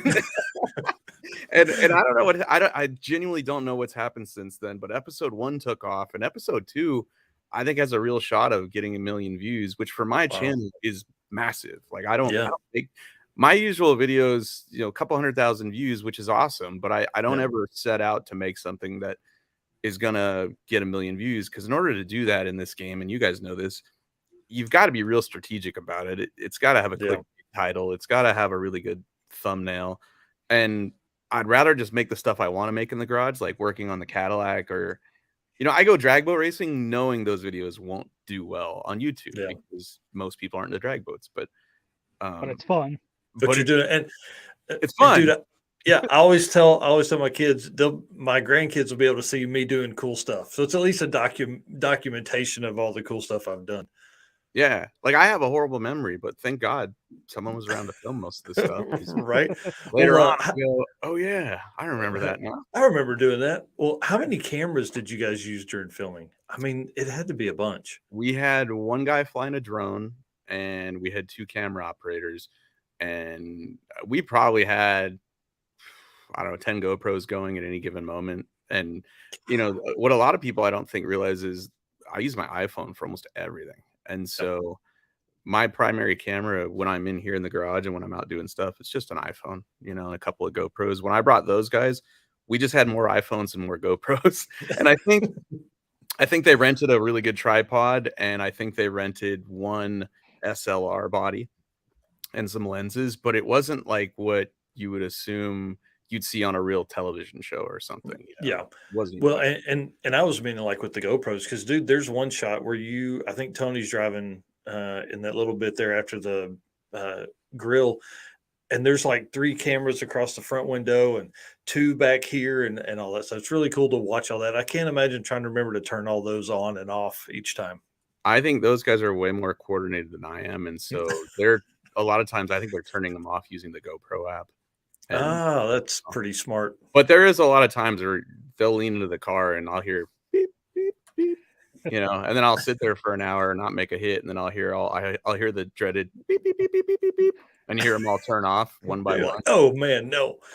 So what's the story on the wheels then? What's the, you know, obviously you had to struggle with they weren't round, I guess. You said they were square. So what happens with them? You take them to a wheel repair shop? I honestly don't know. So they're, you know, and I don't blame anyone for this. I think the wheels got built and maybe built in a hurry and didn't get checked. And I think I think the deal is the center and the hoop aren't square to each other. And as far as fixing them, I don't know. I mean, yeah, I don't know if you start over, but yeah. Dang, who wants to do that? Yeah, well, and the company's willing to repair them. Like they're American Racing Wheels. American Racing immediately called and was like, "Dude, send them back. We'll fix it." I'm like, "All right, cool." Except I've just paid to mount and balance all these wheels and tires. Yeah. Now I got to unmount and balance them. I don't have any of the boxes anymore, and I got to mail them back to California. And I'm like, you know what? Let's just put these aside for now, and we'll do that eventually. Yeah. Yeah. I mean, you're gonna spend so much in shipping. You're basically buying more wheels again. You know. Yeah. So, well, one thing from experience is job assignments. So I saw you on the computer a lot, but the thing that comes to mind is like, do you and Tony have like hey, I'm going to do this, you're going to do this each time, and then the check, because the fuel line comes to mind, right? Because there's a lot of times where people will turn their car up and forget to move the fuel line over, or forget to check, change the ball valve to get into the race gas. Yeah, we if we back up to 2019, we were kind of in the same position we were on this one, where in 2019 I was on the chassis dyno till like 10 o'clock at night, the night of before registration, and then we got it off the chassis dyno, towed it down the block to Mooresville to the 8th mile strip, made 3 or 4 starting line hits, no lights, no track, no timing system, loaded it back in my Ram truck and drove straight to registration. And Tony was there waiting for me. And so Tony in 2019 hadn't seen the car. We had no checklist. We had no routine. We had no program. We were so far behind. I just threw everything from the shop in the trailer, and then when we got there, it was like, okay, let's reorganize the trailer. Let's leave stuff behind we don't need. And so this was very similar. Tony knew the basic operation of the car because he'd been with me in 2019. But the truth is he lives in PA. We text and talk all the time, but we don't get to hang out and go racing. So this year he showed up again, and the basic layout of the car was the same. And what burned us on the fuel thing, as it turns out, and if you watch the very end of the last episode, it was a fuel pump that was undersized for the really rich tune-up we had this time. And so it wasn't that we were out of gas. It was that we had too small of a fuel pump, and we had gas in the tank, and it probably wasn't exactly enough, but really the fuel pump is what killed it. And so there's that moment in the episode where Tony's like, dude, the tank is dry. And I'm sitting there going, there's no way in hell that tank is empty, because I put an entire jug in it, and then I put what was left over of the other jug in it. And all we did was put it on the 2-step a bunch of times and try to do a burnout. I'm like, how did we go through arguably 5.5 gallons of gas? And so, we were going through our checklist before the run, and he asked about the fuel, and I said, I put it in last night. We're good. So my fault, not his.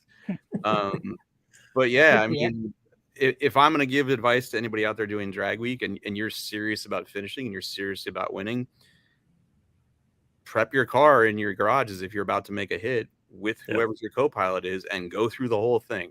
Do it and undo it multiple times, because not only are you going to stop from running out of gas, like I probably did, but you're going to be ready for when things don't work out and you only get one hit, or you make a bad hit and have to turn the car around real quick with like 8 minutes to spare.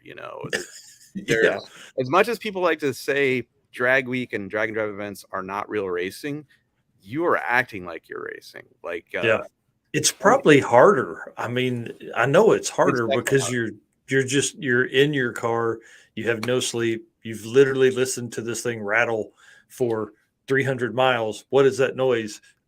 On the edge, and then you get there and change the car over and go make a full-on hit. Yeah, like it's definitely harder, especially in that regard. And it's it's a little dangerous because you're out of your element. You don't have your trailer. You're not in your regular pit spot. All your tools aren't there. You're not going to nut. We all like to say we're going to nut and bolt check the car before every pass, but if you've just come through the gate at 150 and the lanes close at 2, you're going to go right in there, suit up, and make a hit after you just came off the highway, which people have done it. I've done it, Yeah. And going back to the, having a routine and doing all this before you ever arrive, I can remember 2 instances in Drag Week 2019 where that would totally help. On day 1, it rained. Everyone got 1 pass, So if you went under your cert, you don't even get to turn in a time slip. If you had a bad run, you're turning in a bad run. And on day 4, when we blew up the trans, I put another gear set in that was slightly different than what was in the car. Go out there and it blew the tires off. Yeah. I threw the chute and I shouldn't have. And I had to go right back to the starting line, pack the chute in the lanes, put fuel in it, make whatever changes we could. And Tony and I, by that day, it's day 4, we had a routine. We were good at this. Yeah. I'm pretty sure Tony asked you at least 15 times if you were sure you filled the tank. Yeah. Oh yeah. Well, that's the ones that made it in the film. Right. Yeah. Oh, so much stuff didn't. Like I think the film crew maybe took 1 break the whole time we're there. Wow. And the 1 break they took was at the end of registration day. And was it registration day or day 1? I don't remember. Oh, it was the end of day 1. My ramp truck's an impound and we need to go get it because the track, one person at the track's telling us to get out. One person's telling us we can stay. We know we're out, let's go get the ramp truck. Can't find the keys to the ramp truck. Oh. And for an hour, I'm walking that entire impound area and our pit and everywhere. Looking for the keys. Looking for the keys while 4 different people tell me 4 different things. Mike Cotton's there. He's like, I heard something metal hit the ground when you guys were going from here to here. So I'm looking over here. And I'm like, well, we went to the snack bar. We drowned our sorrows in beer at one point that night. Tony and I were together at the snack bar. Let's go to the snack bar. I'm looking everywhere. At like midnight, we go back to the ramp truck and we're standing there. Tony puts his hands in his pocket. I hear a jingle. I'm like, Tony, what the hell's in your pockets? He pulls out the keys. None of this is on video. Yeah. So, and what people need to understand is like from where you guys were in the car to impound is 3/4 of a mile at least. At least because there's no easy way to get there on foot. Yeah. Like that video crew covered 99.9% of everything, and I'd say 75% of it is in the movie. But there's just stuff that had to be cut out for time and stuff that just that one thing didn't covered. And to me, that was the funniest thing that happened all week was Tony reaching in his pocket and going, "Oh yeah, here's the keys we've been looking for." Yeah. Brain damage at that point is very apparent because you just have no capacity anymore because you're so tired. Yeah. Well, imagine being him. Like you've just flown in and this is an utter shit show. But you're here, so let's just not sleep going. Like that's right. You want your Thelma and to your Louise. You want someone that will go off the cliff with you and just not question what's going on. And that's Tony. Tony shows up and he's like, "Well, here we go." That's awesome. So just to kind of do a little recap here, kind of leading up to your first pass. So registration, you kind of mentioned you couldn't find your paperwork. You get registered, you get in, your wheels aren't round. Then you get everything ready and you've got, let's see here, what was it? The throttle was sticking, right? Or at least that's what you thought. Yeah. Then the burst panel is busted. So you get that fixed. And then your electric fans aren't working. So then you get that fixed. So all this is happening. It's noon on day 1. Lanes are closing at 2. You finally make a pass and you go 956 at 140. In that moment, what were your thoughts after all that stuff that you guys just overcame? Were you just like, okay, finally, now this is drag week, right? So before I got in the car, after the throttle sticking wide open the night before, the throttle sticking wide open in the pit there, blowing out the burst panel because the throttle was stuck wide open. By the time we got to make a pass, we missed our call for the morning session. Yep. I'm wound up. Let's just do this. Let's just, the car's going to go straight. That's what I'm telling myself. Everything works. We're going to be good. But once I'm pretty wound up, but once I get behind the wheel of that car, I don't know what happens, but I'm just like, all right, this is where I belong. I know how to drive this thing. We're good. And it left the line okay, spun a little bit. First gear was fine. And then it was just everything after that was bad. And I didn't realize how bad it was because I hadn't driven the car in so long. I think it'd been 2 years since I was behind the wheel. So when I make the second gear change and the third gear change, I don't necessarily realize it's just not pulling hard. But when I put it in fourth, it didn't sound good and it wasn't pulling. But what's in my mind is you're not going to get another hit today. Just run it out the back. No. I did, and I shouldn't have. And unfortunately, I don't know, we upgraded from V5 to V6 at some point. Multiple tunes in the car. And at one point, that car had, long story short, that car had safeties built into it for the Yeah. for this. But we didn't have it that day. We just need this thing running, please. Yeah. And I think it's you nobody's mentioned fault. that was Not a bottom single of the person. list. Yeah, it's nobody's fault. Not a single person that touched this car over the last 2 weeks slept. Yeah. I don't blame anybody. Yeah. And I pull around the corner and the clutch is in and the motor's not running. And I thought, that's weird. All right. And I thought, well, maybe it blew out the burst panel again. But I go to fire it up and it doesn't go wide open, which is what happens on that deal when the burst panel's out. You fire it up and it just goes to the red line because it's just got this massive vacuum leak under the blower. And it didn't do that. And I was like, all right, well, I can drive it back. At that point, Tony's jogged halfway there, but I get it running. And I'm driving it, and the smoke at first wasn't bad, so I didn't even notice it. And I get my time slip, and then I get to Tony, and Tony gets in the car. And the moment I fire it up, I'm like, there's a little bit of smoke. I don't know what that's about, but all right, we'll figure it out. When we get into the pit, I can see the spark plug tubes are all leaking. And I had issues with those spark plug tubes before drag week. Like, it's not in the episode, but every one of those tubes I was machining and sanding to get to fit back into the cylinder heads. And I thought that was our problem, So we turn the car around and get it ready to run because we do have time. We can make one more. And the moment I fired it up, it was like a damn choo-choo train in the pit. And I went, oh, dude, I've been here before. I know what that is. Yeah, I like your comment. You're like, I'm gonna change into comfy clothes because we're not making another hit today. Yeah. I've holed the piston in that car before, and that's immediately what I thought was we've holed more than one piston because it was both sides, and I was like, we're done. And so it didn't even occur to me to compression check the thing, or bore scope. And I didn't have a bore scope with me. I didn't have a compression tester with me, but it didn't even occur to me to examine the motor beyond what I saw because I've holed pistons in that thing before, and that's what it looks like, Yeah. So and that's one other thing too. I tell people all the time, you're not thinking clearly at that point. No. It's like, hey, it smokes. We saw this last time we did it. It had holes in the piston. Rip it out. Put something else in. What do we do now? Yeah. How do we get that done as quick as possible? Yeah, that's where my brain shifted. Is after about 20 minutes of just sitting here going, all right, this sucks. It was all right. How do I solve this? And we tried everything. Yeah. Well, that actually leads right here into my next comment was so yeah, you guys find out the engine's got issues, right? So first stop is Jared Scott.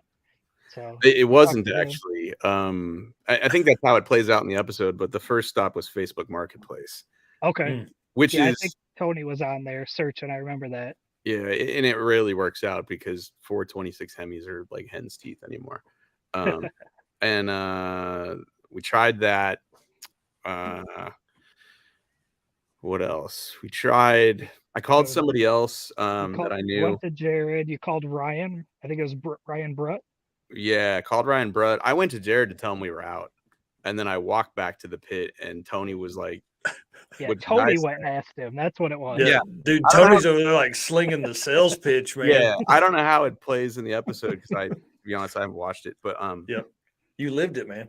But Tony, after I told him, I'm like, hey, I told him we're out, we're done. And he's like, they're out. And I'm like, yeah, they're out. They got a giant hole in their transmission. And he's like, I'm going over there. And I'm like, all right, whatever, dude.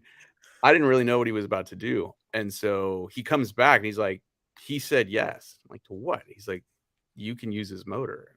At that point, I'm like, no, this is a bad idea. We just nuked one. Yeah. And I went over there to try to talk him out of it, but he was into it. And then I was like, okay, well, I'm not going to borrow it. Let me buy it. And we were real good right up until he made the phone call and found out he couldn't get another one for, I don't know, 8 or 9 months, something really, Yeah, I think it took me 2 years to get mine back together, to get the parts and everything. And so that ended that. And it was going to be so cool because I was on Facebook Marketplace looking for bucket seats. I was going to put 2 seats in the back of that car, and we were going to go have an epic road trip with the guys that have, they've won A-Gas twice, maybe 3 times, Jared and Sean. Yeah.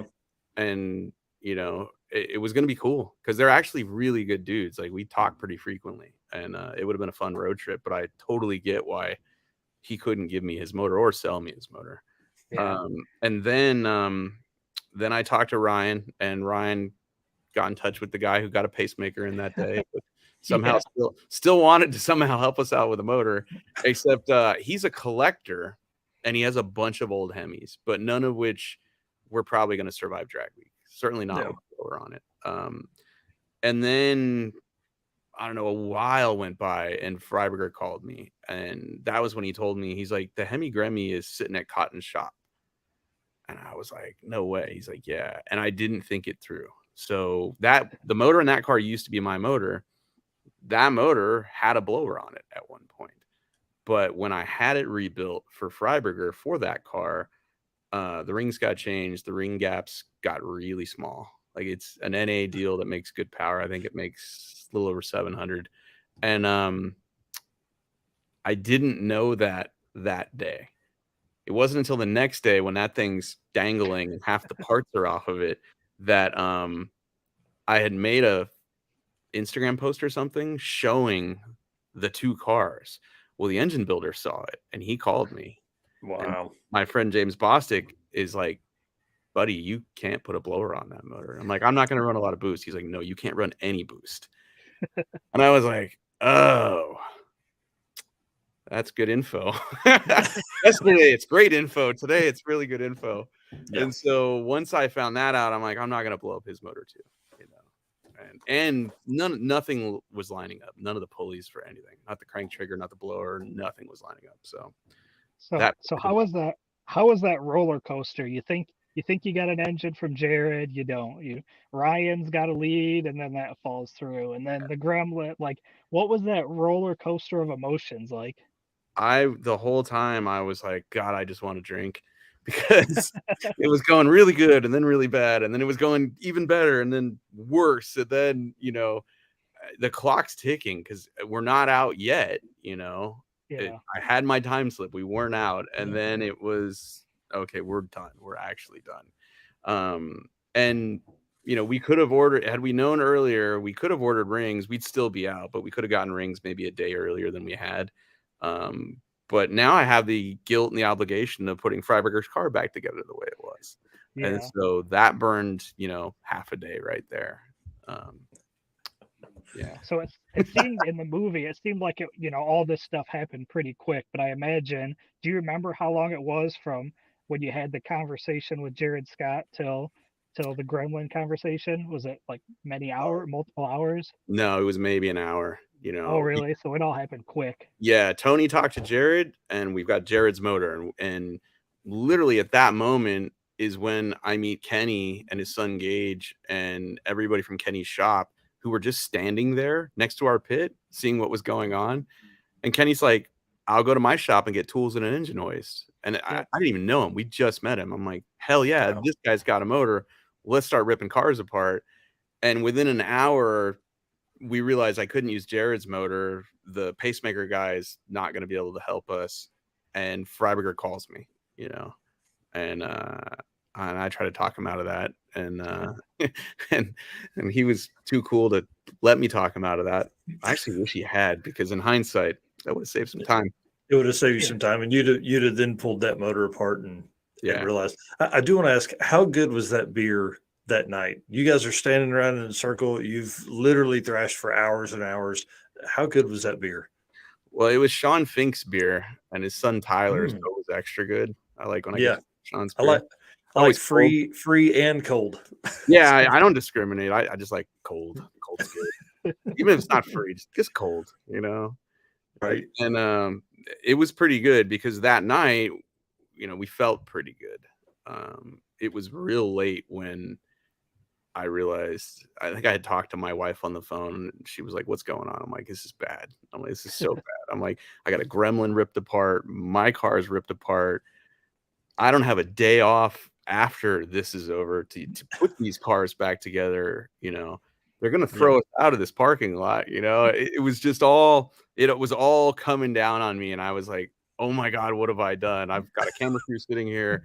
We have no episode." We have, in my mind, we have no episode, but thinking back, I'm like, no, we this is what people want to see. They want to see what really happened. They want to see carnage, man. Yeah, like, I don't set out to fail this much. It's just what happens a lot of times. And then I remember you saying, you're like, "Man, I also feel bad because these guys stayed with me and helped me tear this car apart that now we're not even going to use." Well, and that's the thing, is like, I'm standing around a group of people who have all busted their butts to rip these two cars apart. Tony doesn't want to quit. Nobody wants to quit, but Sean was like, none of the pulleys are lining up, and they're not going to. And I've talked to the engine builder, and he's like, "You're going to destroy the motor." And I'm just sitting there going, I just wasted so many people's time, because Sean and Tyler were still in drag week. They could have left 5 hours earlier, they're still sitting in a parking lot because they're friends, I got a lot of history with those guys. Sean and I have traded cars. Sean and I have done drag week together. Sean and I did drag week in 2014 when I was a staffer at Hot Rod. I didn't do drag week. His unlimited car wasn't ready, so he brought his 66 Suburban and a cooler full of beer and entered it in unlimited, and I ended up just riding with him the whole week, for most of the week. Nice. And that was how I met him, and we just turned out to be good friends. And so yeah, those guys are all standing around, and I'm just sitting there feeling like crap. And so I called it. I was like, "We're done. I will come back tomorrow. We'll put his car back together, and we're finished." And it wasn't until I was laying in bed at like 3 a.m. trying to figure out a way out of this that I was like, "Well, maybe I can fix my motor." Yeah. Now that we're not in a massive rush to make the next track, what's wrong with it? Can we fix it? So the next day, when I bore scoped it, like you said, you're in a hurry and you've got a mental fog going. I didn't realize the day before, when all I did was look at the spark plugs. I didn't look at anything else. And all of them are oily, right? And I'm like, holes and pistons. What I didn't notice was none of them had any aluminum on them. So the next day when I bore scoped it, there was no holes in those pistons. Right. And then I talked to Pete Harrell, the guy who built the engine, and he was like, "Yeah, you probably knocked the ring tension out of it." And I kind of thought of that, but I've never actually done that. So even though I was thinking it, I'd never done it. And so I wasn't sure, but just listening to him on the phone, I was like, okay, we make it off real easy on this deal. And once we ripped the heads off and pulled the slug out of it, we had hope. And that's all we need. I just need hope. Let me know that I can finish something and I'm not going to quit, Yeah. Right. So that kind of leads me into my the next bullet here. So we finished day one, day two comes, you get the Gremlin back together, you get Blasphemy's engine tore apart, and you find out it just needs rings.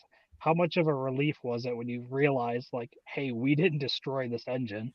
It was huge, because the truth is there's been 3 Hemis in that car, but the first 2 Hemis have been broken multiple times a piece for a lot of various reasons.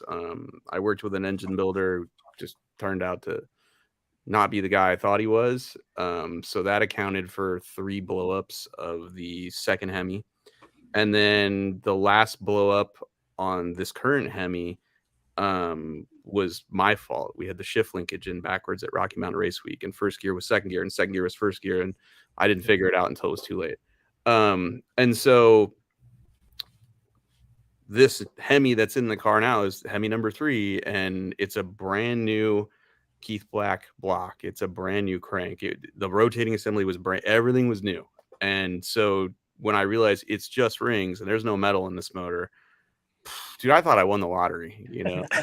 Drag week for us is, we're out, we can't compete, we're way behind. This is still costing a lot of money, but at least I have the idea that I can fix it and take it home in one piece, and maybe cruise a little bit and maybe get to make a pass down the track. So that was huge.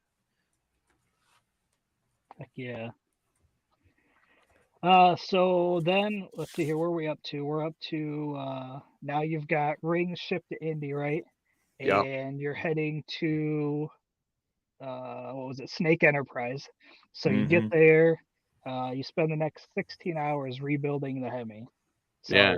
that was not without complications itself. So there were some issues not having the right ring compressor. Yeah. How cool was it to be there and just go, yeah, we'll just whip one up, we'll just machine one, we'll go over here and watch them do that. It was pretty wild because day 2 we spent putting Freiberger's Gremlin back together, which did not go well. We nearly broke the pickup off in the thing.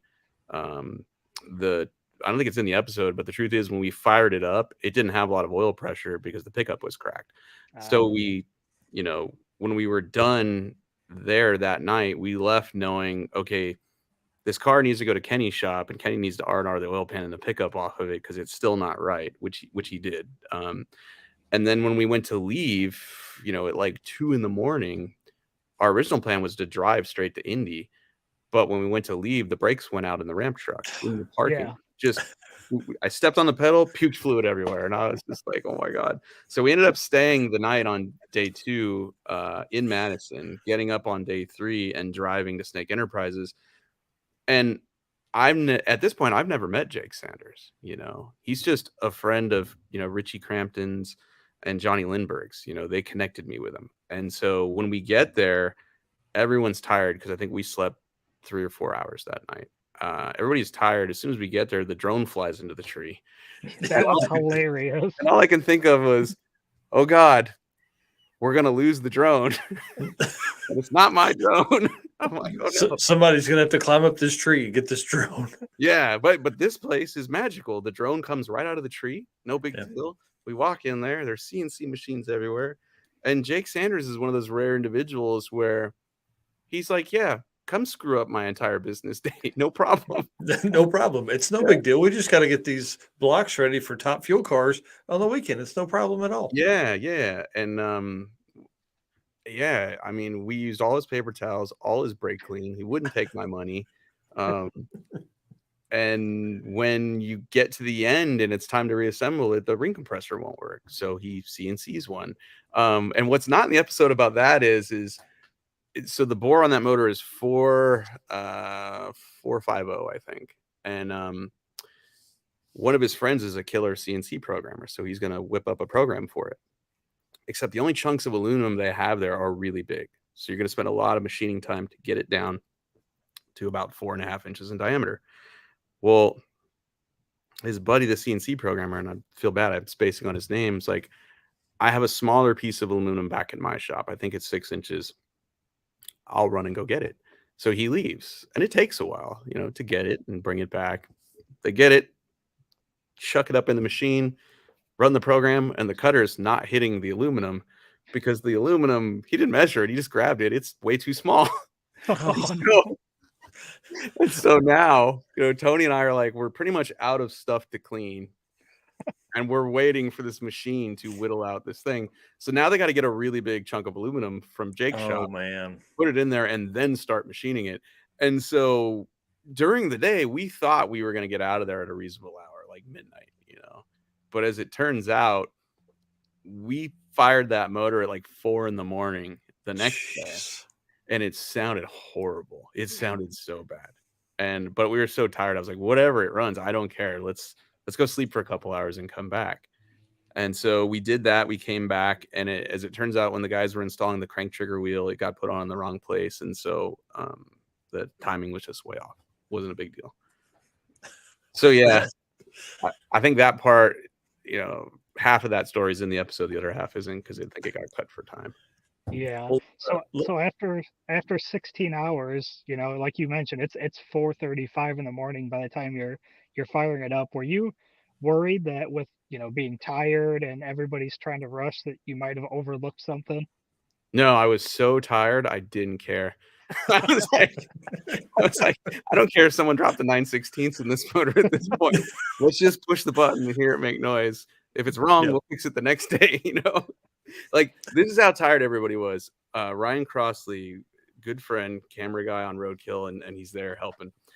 He was asleep on the floor, back up against the car with his camera in his hand like this. And all I had to say to him was, when he's dead asleep, was, Ryan, we're going to start the car. And he jumped off the ground. Like, ready to go. But then he nearly ran into a wall with the camera because he was so tired, like, we were zombies. We were absolute zombies. It's crazy because at that point, you've literally probably had 5 hours of sleep in 3 days, or 6 hours of sleep in 3. I mean, it's people don't understand that. So you get it all fixed. You guys you're packing up. I do want to know what was off limits for us to see that you guys got to see. How cool was that stuff? Oh, not a lot. Just specifics to the combos that they don't want you to know certain things. I think they were talking about the shoes with inside the blowers or something like that. It's like cam specs to an engine builder, which, to be honest, that's ridiculous. You engine builders, stop pretending like it's gold. All right. It's like a pro stock team. It's why they cover up the runners on the intakes, so you can't see how long they are. It's stuff like that. There is a lot of witchcraft inside the plenum of those blower intakes, and that's what they don't want you to see, because apparently it works. That's crazy. Well, then so you get all done. You find the gas station next to the Mother Road Grill. I can't remember what the name of that place was, but they were not ready for everybody. Motorheads. They were not ready for everybody that showed up. Nobody called them to tell them Drag Week was coming to their restaurant. Oh my, dude, I can't imagine. Like, I'm telling you, we were there in the first wave of people, and those waitresses were mind blown. What was happening? Yeah, they didn't have enough staff. He was trying to call in people. It's weird. This has happened before on Drag Week. Like, we showed up to a gas station that was a checkpoint in 2019, and the owner of the gas station was so mad. Like, we were dead last. It was, I don't know, 2 or 3 in the morning when Tony and I got there, and that guy was so angry because of all the people that came there. And I'm like, it's a gas station. They bought everything you had. I don't know why you're angry about it, but he was right. But the owner of the restaurant that you're talking about, he was ecstatic. He couldn't have been happier about seeing all that place was so cool, and they really had a great opportunity to really throw a big party there, because, dude, there was a huge bar in the back, and it had all this stuff that I don't think anybody used. We were cramming people into the front as when I was there, anyways. Yeah, because he had no staff to serve the big area. By the time we got there, I don't know, it was 9 o'clock at night or something, maybe 10 o'clock, and it still took an hour to get food because there's just he couldn't get enough people to come in there and help out. It was pretty wild. It looks like you caught Glenn Hunter Jr. in the Pro Rat 56, the red and white car, and then Frank Romano was there. Yep. I can't imagine the feeling of that. It was huge, thrashing like you guys have, and then to go to there.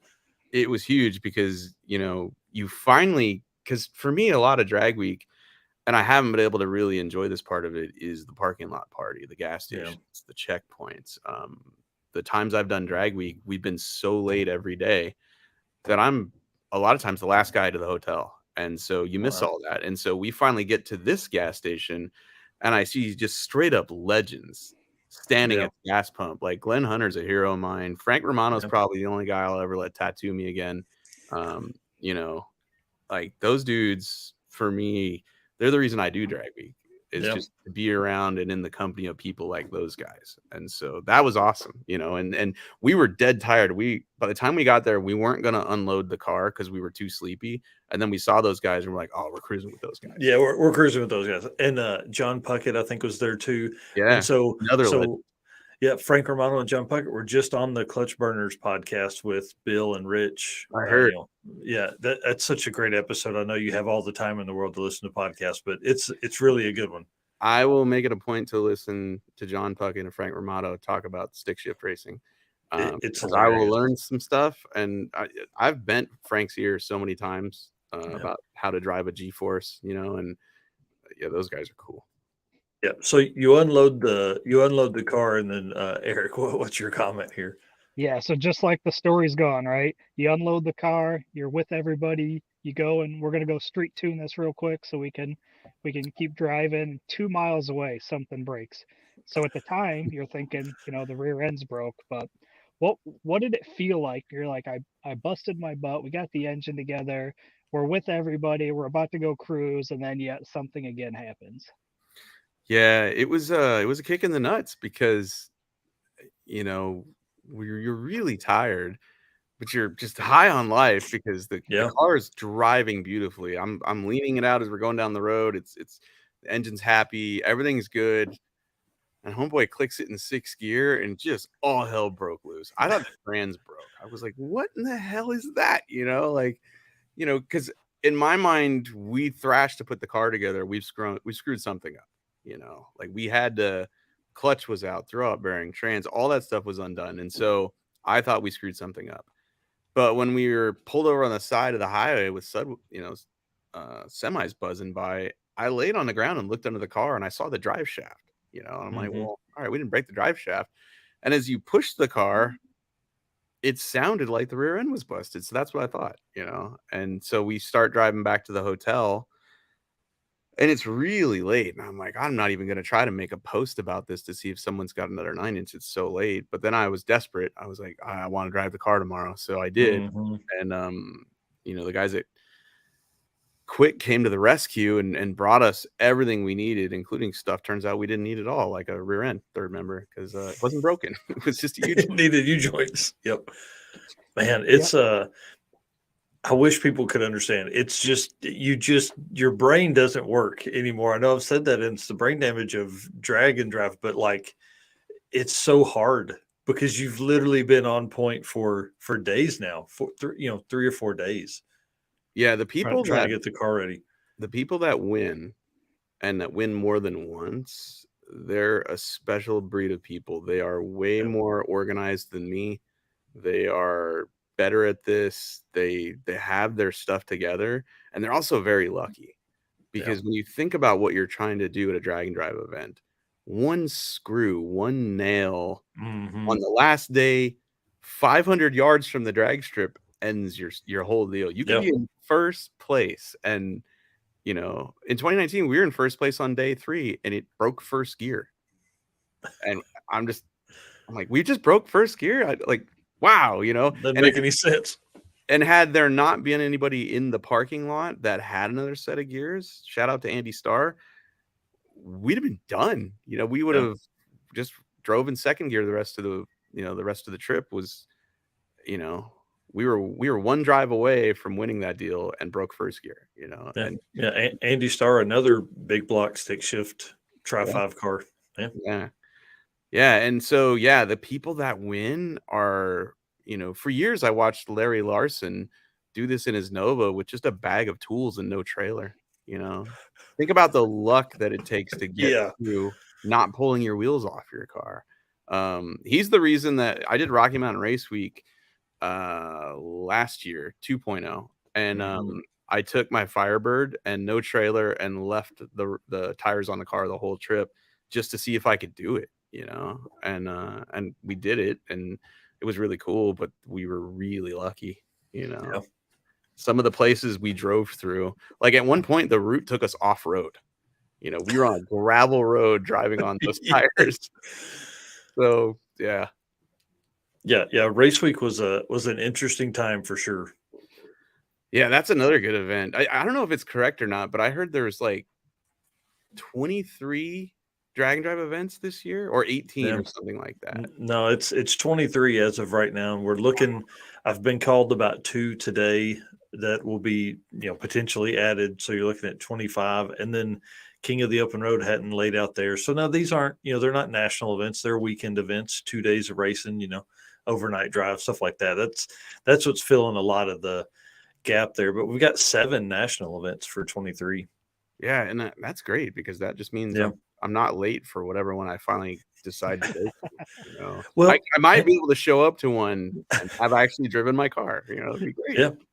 Well, and the cool thing is, like, if you do break at 1, you can end up, you have a chance to redeem yourself in 23. You're not waiting an entire year to come back out and make a hit at it. You know who's cool? Robert Williams I think he did all 3 of the big ones last year. Yeah. So Robert Williams in 21 did all 5.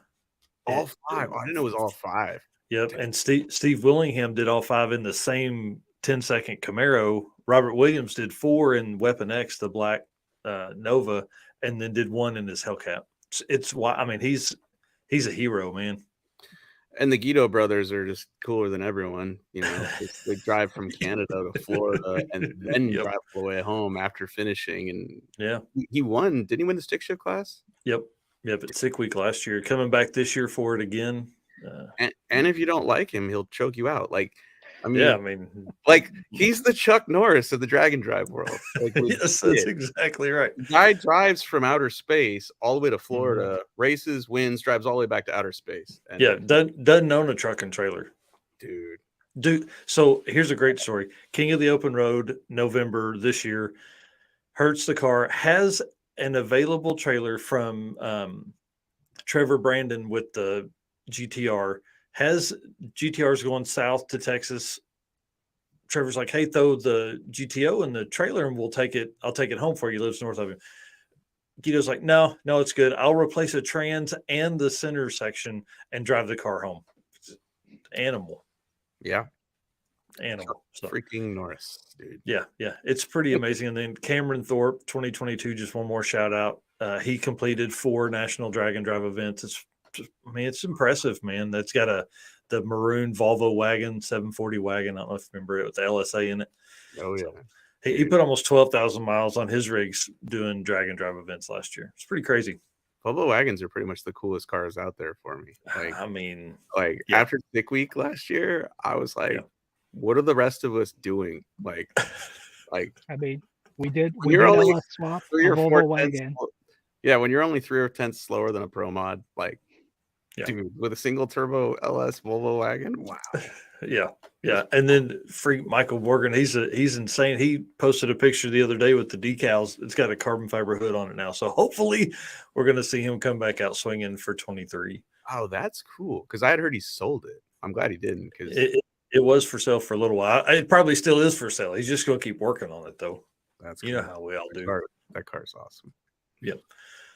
So a few more questions. I do. How did Chase get in the passenger seat of the car on the last day, and how do I get in the seat? And oh, dude, if the door's open, just get in. I don't care. I gotta be honest. One of my favorite things is to put little kids in that car, and just see their reactions. He was just standing there, and this chaps Tony's ass sometimes. Not the little kids, but. I have a bit of ADHD, and so I have the attention span of a carrot. So I'll be doing something, see something, and just go over here. And so I had something to do. We were working on the car, and then I saw Chase, and I was like, "You should sit in this thing with me," And so I did, and it made my day just to see him sitting in there. One of my favorite things is to take that car to my kid's school. Because when I do, one of the teachers there is really, really cool. And he will bring his class out, even though they have better stuff. Oh, wow.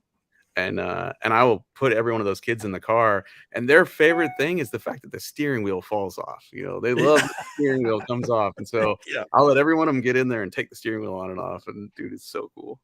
Yeah, so, awesome. So have you taken the kids to school in it since you've been back? No, they actually brought that up to me the other day. Actually, my oldest was like, "When are you gonna take us to school?" I'm like, "Well, the problem is right now there's no back seat anymore for you kids, so I can only take one of you." And because I don't want them to fight over it, I haven't taken either one of them yet. Well, dude, that's the best parenting advice ever, right there. Yeah, the car. So over the last year, what I've done to that car is make it more of a street car, and I took the 5-speed out, put a 6-speed in, and my long-term plan is to redo the down bars on the roll cage so I can put a back seat in it. And nice. it's one of those.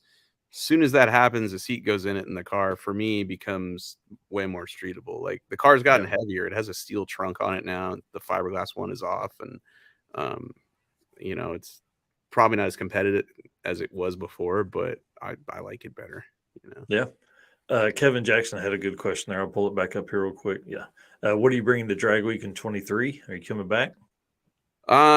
Probably the caddy if I can make it to Drag Week. I have no idea what my work schedule looks like that far in advance. But I'm working on the caddy with the goal of taking it to some sort of drag and drive event this year. In fact, I don't know if you guys can see it or not, but I have an engine for it finally. Yeah. Oh yeah. And that waiting for that engine was the big holdup on the build for that car. So now that I have it, I'm all excited about working on it, and it's a huge distraction because blasphemy. There's like a list of 10 things that have to happen to that car before I can go test it again. And now that the motor for the caddy's here, blasphemy is just sitting in the corner of the warehouse, leaking out of a lot of orifices. And I don't know when I'm going to work on that car again now. Honestly, don't know. That's awesome. Well, Scotty here, what's your favorite track to race at or favorite track to watch at? That's a good question too. My favorite track to watch at is probably SGMP. I like the crowd there. I've gone to several of Ducks races there, and sitting in the stands and gambling is a lot of fun. And probably favorite one to race at is whatever one I'm not broken at. I've been really lucky. I've raced a lot of tracks, and I say racing, but I've driven at a lot of tracks for TV stuff. Probably the coolest one is Paradise Drag Strip in Calhoun, Georgia. It's an 8 mile old track. Like I think it's from the early 60s, and it used to be a 1/4 mile track. They used to race NHRA national events there. And it's now 8th mile, but that track is uphill. Like, wow. Like more than Bristol. Like Bristol is uphill. I don't care what they say, the workers say. That track is uphill. And I know this. I took a roll of tape and put it on the starting line, and it rolled back to the burnout box. Bristol is uphill. But Paradise is even more uphill, and it's so uphill that I can't stage my car there because it rolls backwards out of the beams. Nice. The guy that runs the starting line, Brett Gibson, will actually lean against my quarter and hold my car still because I'm not coordinated enough to hold the line lock and let go of it while dumping the clutch. So yeah. Nice. We have had a few people ask about Sick Week. You and Freiberger competed last year. You gonna come back to that again? Dude, it was on my calendar. I was gonna go, and they booked a roadkill shoot that same week, and there's no way we're gonna do another roadkill of the same thing we already did. And so I'll be in California while a lot of my friends, including Tony Angelo, is going to be at Sick Week racing his Firebird. And if you haven't seen that, that car's so cool.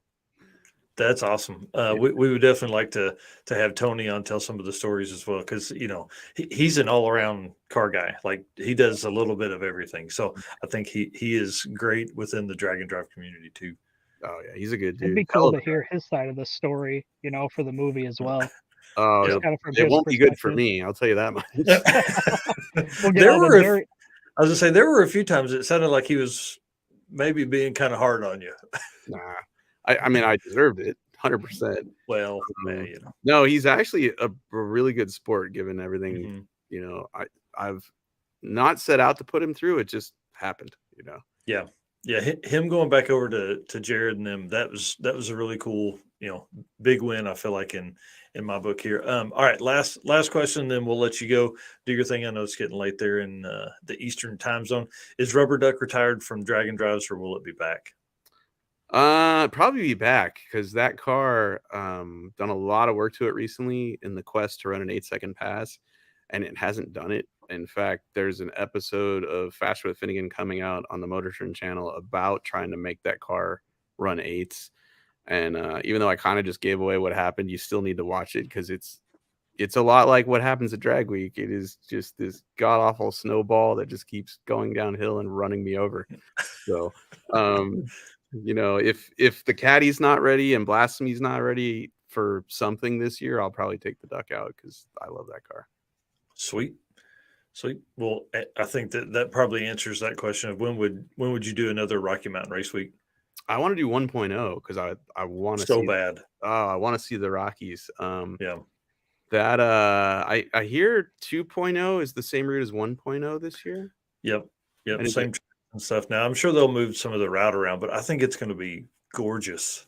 Is it going to be for snowing? 2.0. Probably in some parts, I would think. The Cadillac will have a heater. That would be the one. There you go. The other cars, no heat. Hell, Blasphemy doesn't even have weather stripping in it. That would be miserable. Yeah.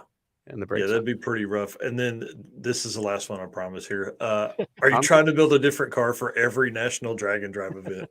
No, I just like too many things. Like I don't know. I really enjoy the building and then the initial driving and testing. And after that, I just want to build something else. So, but again, like I really haven't even started this build, and I went out and bought a Corvette, you know, the body of a Corvette because I want to go even faster, and that won't happen until this one's done. But yeah, I'm always thinking of the next thing. Dude, I'm telling you, that Corvette has it, man.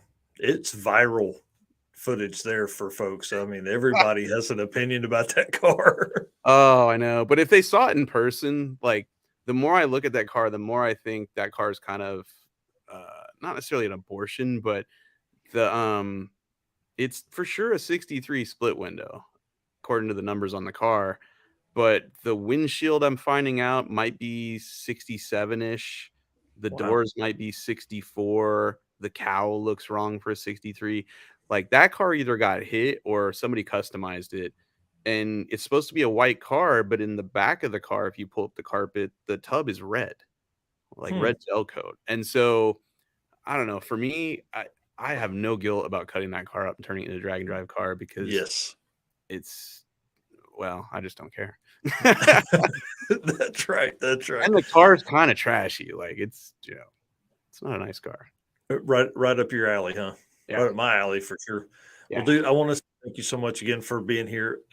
I mean, if people don't know who you are that are watching this, they're under a rock. I mean, obviously, you can, if you type in Finnegan on any social media, you're going to pull up, I think, you all of your stuff. So we definitely appreciate you coming on. You have a huge following. I hope some of those folks watch this and enjoy what we've talked about. I know I have. It's been a great time. So. Yeah, and for those of you that don't know what we talked about for the last 2 hours, I made what amounts to a movie, a 2-part movie on YouTube. Go look for Finnegan's Garage, and you can watch it there. It's all about Drag Week, or at least what happened to me and Tony Angelo at Drag Week. Yeah, it's really amazing, and big praises to you for I'm sure paying Chris a lot of overtime to put that together for 3 months. I can't imagine. Maybe we'll have a conversation with him at some point in the future too, because he's just got the hours and hours and hours. We've all sat in front of computers and edited videos and things like that. It's crazy. I can't imagine trying to come up with all of that footage and put it all together from all the different cameras that were there and drones and all that stuff. Yeah, he killed it. That whole crew killed it. So I'm very lucky. That's for sure. Well, man, thanks a bunch. I really do appreciate you hanging out. Yeah, thank you. I owe you a beer some next time we see you. Oh, dude, I'll come back anytime you guys want. Thanks for having me. Awesome, man. Awesome. Thank you very much. All right. See you guys. See you. See ya. Dude, what a fun episode. Holy crap. This was awesome. I mean, two amazing dudes coming on here, hanging out. The one thing I did miss was some beers. I didn't get any beers, so we're going to change that. I think maybe moving forward, we'll forward, we'll do the first hour will be no beer, and then the second hour is going to be I'm going to drink a beer or two. So, absolutely. Well, tell everybody where to find you. I'll tell everybody where to find us, and then Mike is still backstage. I'd love to take about 3 minutes of his time to ask some stuff. Yep, absolutely. I'm Eric White. My channel is 815 LSX Swaps. You can see us do LS swaps there. You can see the 2 cars behind me. The new channel is going to be Motorsports Paparazzi. That's going to be all of our event coverage. It's already up on Facebook, so you can head over, like that Facebook page. I'll be putting all PRI content up there, and yeah, that's pretty much it for me. Awesome. Well, guys, you know who I am, Mike Narks, run dragondrive.com. We have a ton of really, really cool stuff coming. Obviously, I'm going to be attending Sick Week. Lots of coverage will come from Sick Week. I promise it changed our life last year. I intend to do that again for 2023. And we just really look for a ton of stuff coming up.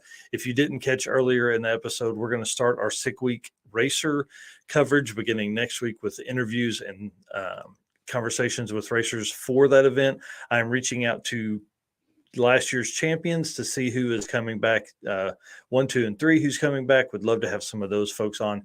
If you are going to be at Sick Week, please comment in the chat if we are still live for the next 2 or 3 minutes. And then down below after that, all the links to everybody's channel will be down in the full description that will drop in this video later tonight. Guys, thank you so much again.